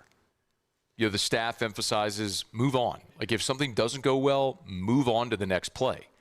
He also talked about the tempo. The tempo gets the defense tired, and so you're going to have some gash plays. Talked about that from Tuesday. I've referenced it several times, but Harlan Berry had, you heard Bo also say there about the inside run period. It was on the inside run period when Harlan Berry busted off that 40-yarder. Well, like, it's an inside run period. They're not throwing the ball. They're not running sweeps. They're running between the tackles. The period is called inside run. The defense knows you are running the football, and they know you're running the football between the tackles. This is all about me moving you. You know where we're going with the ball, and we're moving you. And you rip off a 40-yard run in that period? That's not something LSU did a lot last year. So, you know, I keep reminding myself, I have to keep reminding myself, I'll say it that way, that there's a large enough sample size of Lane Kiffin's offenses from Ole Miss and even before that at Florida Atlantic or at Alabama with a lot of different players stylistically, and it works everywhere. It doesn't matter if, you know, last year they went into the season with Austin Simmons as their starter and they end up having to go to the Division II transfer in Trinidad Chambliss. It still worked. And Keywan Lacey was an All-American running back. And you can go back to Jackson Dart, who was supposed to be beaten out by Spencer Sanders. And then it's an offense that just works. For personnel, for scheme, for however. It'll work to varying degrees. But, like, one thing I'm certain of is LSU's not going to be 108th in the country in total offense again. Now, the goal for LSU this year isn't be better than 108th in the country in total offense. The goal is to go to the college football playoff and find a way to win a championship. And I will tell you definitively that I believe, like, a year ago, Ole Miss would not have been in the college football playoff if Austin Simmons was still their quarterback. He was struggling early in this. You forget, like, they were struggling early in the season offensively. When Chambliss went in, when Simmons got hurt, that was the unlock. Like, they had a nasty game at Kentucky. I mean, they sludged along. They were in a dogfight with Arkansas at the beginning of the season. Which tells me the key for LSU this year is 10. It's Sam Leavitt. I believe the defense is plenty good enough for LSU to be good enough, elite enough, whatever, to win a championship. I think they'll have plenty of skill guys, and they'll be certainly good enough on special teams. And Lane's offense is always going to go, but your offense going and winning games is different. That, you know, like, if they scored a bunch of points and went 8-4 in Oxford, they're thrilled. You score a bunch of points and go 8-4 in Baton Rouge this year, that is a massive disappointment because you spent $40 million on your roster. Well, that's going to be Sam Leavitt better be healthy and better be what you anticipated him being when you spent the money on him. And we won't get that answer for some time. But today was a really good day. It's been a good week for LSU. The last two practices in spring, watching this offense start to have some success. Running the ball, making big plays. They haven't been perfect. And they've still thrown a bunch of interceptions, and they fumbled today, and it's not been perfect by any stretch. But they're just very clearly making progress, and you're making progress without your starting quarterback in there. So now you need him, because I don't think that this team is going to achieve what we all think they can achieve if you don't have Sam Leavitt. But it's been encouraging the past couple of days. All right, it's after further review. We're glad you're hanging out with us here. Thanks, as always, to our friends here at Marucci Hitter's House for hosting us. Love coming by here. It's a great spot, man. If you've never been, pop on it. Even if you're not coming to hit in the batting cages with your kiddos, maybe you got grown kids, like, come take the tour. I mean, this is where every Marucci bat that a major leaguer swings is made right here in the warehouses behind me off of Segan Lane. I mean, this is such a cool place. When you consider that, if you've never taken the tour, come take the tour. There's tours all throughout the day. Go to hittershouse.com, hittershouse.com, hittershouse.com. Take your swings to the next level at Hitter's House, Baton Rouge. Of course, they got the VIP membership, individual and family, so it's less expensive if you have multiple kiddos that are joining. You also get retail discounts, discounted cage rounds, a free shirt when you sign up. Hittershouse.com, hittershouse.com, hittershouse.com. Thanks to our friends here at Marucci Hitter's House for hosting us today and every month right here off of Segan near Airline. All right, y'all, it is after further review. We got our final break coming up. Jimmy will be here for Otterlocks. It is not going great for the LSU Gymnastics squad. Their best event floor is where they finished. You were hoping for a very strong finish that could potentially push them through to the national championship round over the weekend, but not looking like that's going to happen right now. Tigers in third. They need Georgia to falter. Kaylin Chio at 9.9625 in the fifth spot, which they definitely needed. Mari Drayton at 9.9375, which is great, but it started off not great on floor. So they got one competitor left, and it's Kalia Lincoln. And she's going to need a big score to finish and see if the Tigers can advance. All right, it's after further review. We're not going to break. We'll wrap it up with Jimmy. Otterlocks next here on AFR. AFR. Love telling you about Glow Resources, GLO, glowresources.com, glowresources.com. They're complete employer solutions over at Glow Resources. You need to hire skilled blue-collar labor? Glow Resources can help. Professional placement division for any office job? Glow Resources can help. Check them out online at glowresources.com, glowresources.com. It's funny, I literally they're listening. I just opened Facebook, and the first post at the top was Glow Resource. They're listening. I'm telling you. The old internet, it's listening to me. Hey, look, here's the great thing about Glow. There's many great things about Glow Resources, but 401k, they handle it. They do all the heavy lifting. Payroll and checks, paychecks, Glow Resources handle it. Cost tracking, compensation, insurance, employee records, Glow Resources handles all of that. They make it so easy and turnkey for you, and they'll get you permanent employees that stick. GLO, glowresources.com. Lockmere to Sean Fagan and Associates has won for our clients over $175 million over the decades, but our greatest success is our clients who have chosen and trusted us to help them. Whether you hire us at all, give us a call. You've got nothing to lose.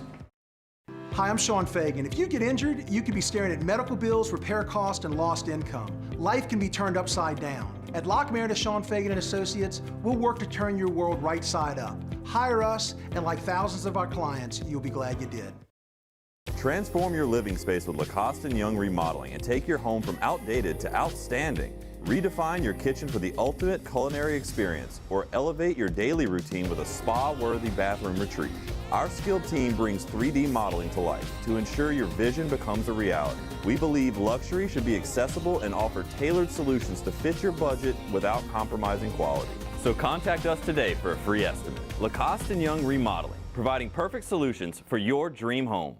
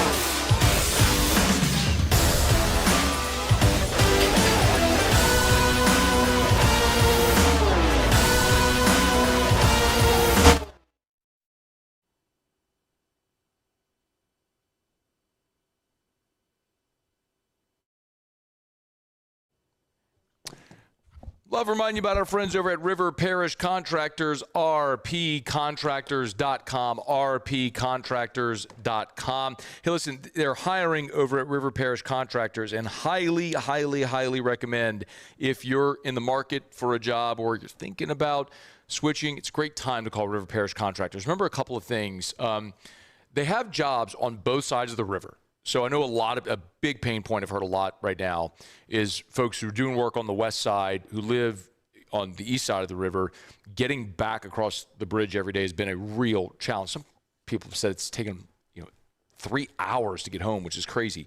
But all the work is between Baton Rouge and Chalmette. Have work on both sides of the river, and it's not going to be a thing where they keep you working for 2 weeks and then they have to lay you off. They're going to keep you working. Great benefits as well. It's River Parish Contractors. So check them out online. You can apply online at rpcontractors.com. rpcontractors.com. See all that they have available. River Parish Contractors, rpcontractors.com. After further review with Matt Moscona, presented by Decision Critical Concierge Nursing. Healthcare for your lifestyle. Learn more at decisioncriticalbr.com.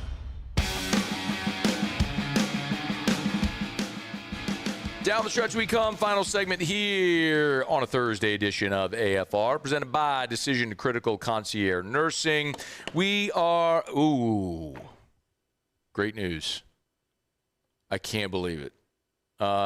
They pulled it out. LSU, I just saw it. LSU did enough on floor. Kalia Lincoln, Kalen Shio, Amari Drayton, anchoring floor. LSU advanced. So they advanced to the national championship coming up on Saturday. So LSU and Florida advance out of this. It did not look good, but they did enough. All right, so LSU advances. They'll compete Saturday for a national championship in gymnastics. All right, let's find out what we're betting on tonight. Time for Otterlocks. Otterlocks. All right, time to win some money. Presented by Total Maintenance AC Repair. Same-day service means you will never sleep hot. 480-1000. We are Total Maintenance. I think it's safe to say that I won the bet. Otter, what up, babe? What's up? How about my boy Coach Jay pulling them out, huh? Advance. Hey, man. I was, admittedly, like I'm a fan of the program. I know that. I talk about it all the time. I understand not everybody locks into gymnastics all the time. I hate that they were competing at 3:30 today, but Otter, it was not looking good, man. Like, this was not a great day for this team. When they're at their best, they're capable of scoring high enough to win the national championship. Today was not their best. I mean, when you can advance and you're not at your best, that's pretty good. Yeah. Now they can free roll the rest of the way. There you go. I think so. It's always, most championships have a little bit of a tough stretch. Need a little break here, a little survival here. So, it's the way it goes, baby. The way it goes. Go ahead, Coach Jay. This is one of them. Baby. Yeah, let's go. They go have their best meet of the year on Saturday. They'll win a national championship. Hopefully they can. There you go. Yeah. There it is. All right. What we got, man? What we looking at tonight? All right, we got three baseball. I mean, I'm sorry if you went to sleep thinking you had a 3-1, but Golden State decided to, get some. I don't know, go to the clinic or something, get some found the youth pills. I mean, that was a meltdown by the Clippers, but understandably so. I mean, and the other game, I mean, Pirates Nationals scored 20 runs today. I mean, the one game they don't go over was yesterday. We were that close to 4-0, but a 2-0 split. All right, Cleveland minus 126. We gave that one out earlier. We're already out. Too late if you didn't get it on the website. They're up 2-0. So the window of opportunity done there. Houston looking for a sweep at home against Colorado. Boy, Colorado is much improved, but at home, not so much on the road. Looking for Houston. Yordan Alvarez has been killing it. We're going to lay the 1.5. We cash it with Atlanta. We're going to look at and take a plus price at plus 123. Seattle blew a 6-2 lead in the ninth inning in Petco in San Diego last night. We're back on them tonight. Castillo against Buehler. We're going to take the Mariners minus 120. And Colucci, well, quite ambitious after his week off. He gave us a 3-team parlay. He gave us Edmonton, and it's the puck line. Yep. He gave us Colorado minus the puck line, minus 1.5 goals. And Anaheim minus 125. That's playing about 11-1, 11.5-1. So why play small ball? Colucci went for the fences. I mean, a bomb parlay there. Edmonton minus 1.5, Colorado minus 1.5, Anaheim minus 125. That's the only money line.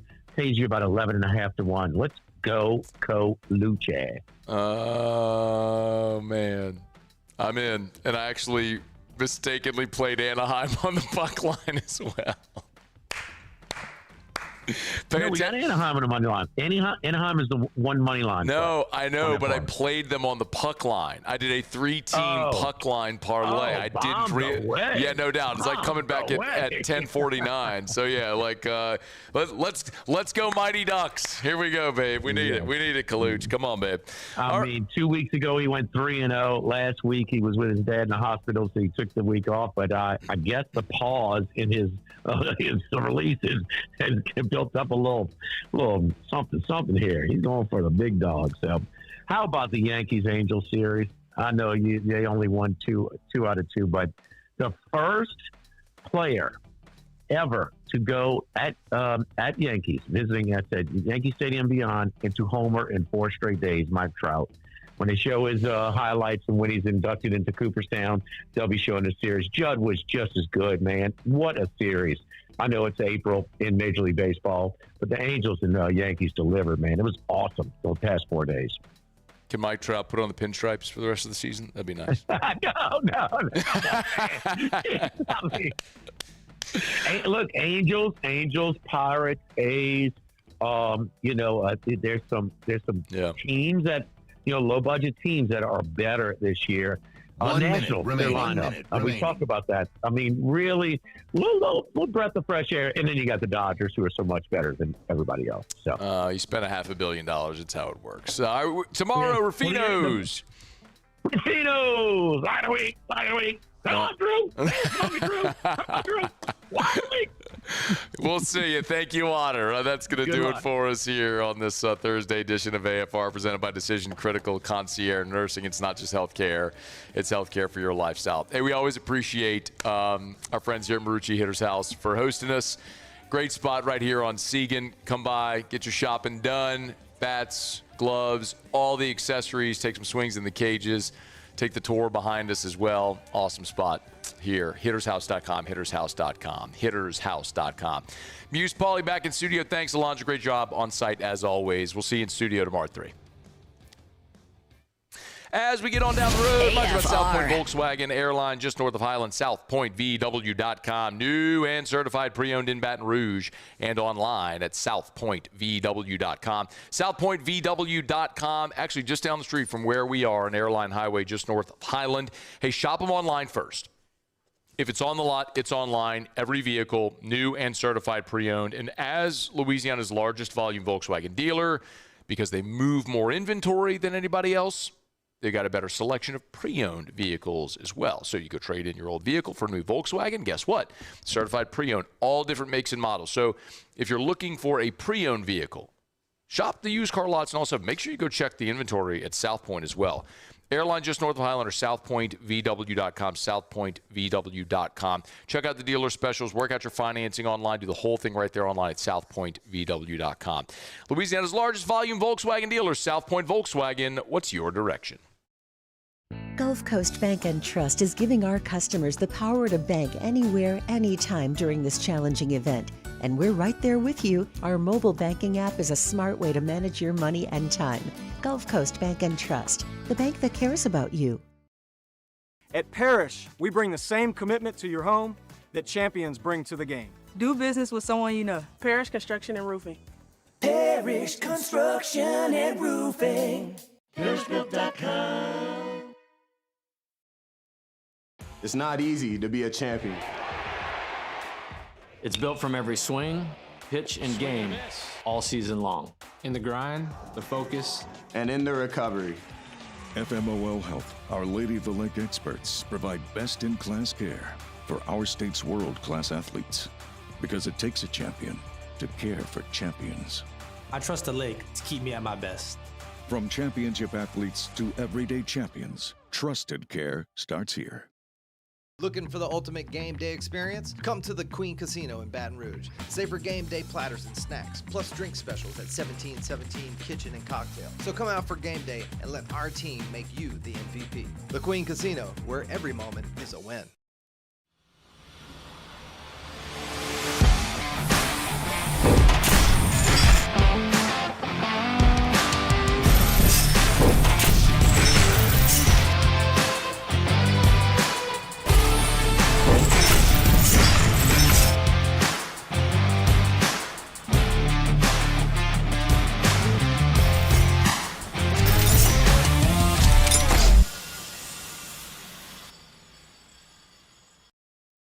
your Lock Meredith.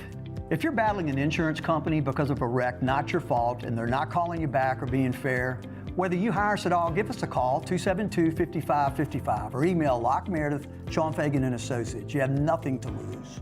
Hello, I'm Collins Meredith. If you've been injured on the job, you'll likely have a workers' compensation claim, but you may also have a tort claim, which opens up significant recovery rights not normally available for a work injury. If this is you, call us or come see us at Lock Meredith, Sean Fagan and Associates. Most roofers just replace your shingles.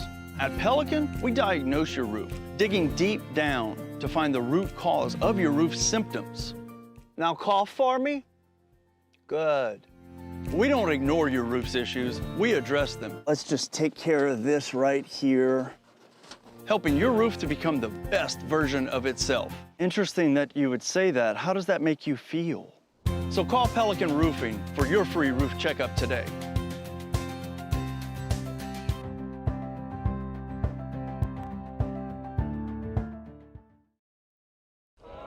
These ice cubes could have been a thankless bed for an all-you-can-eat salad bar.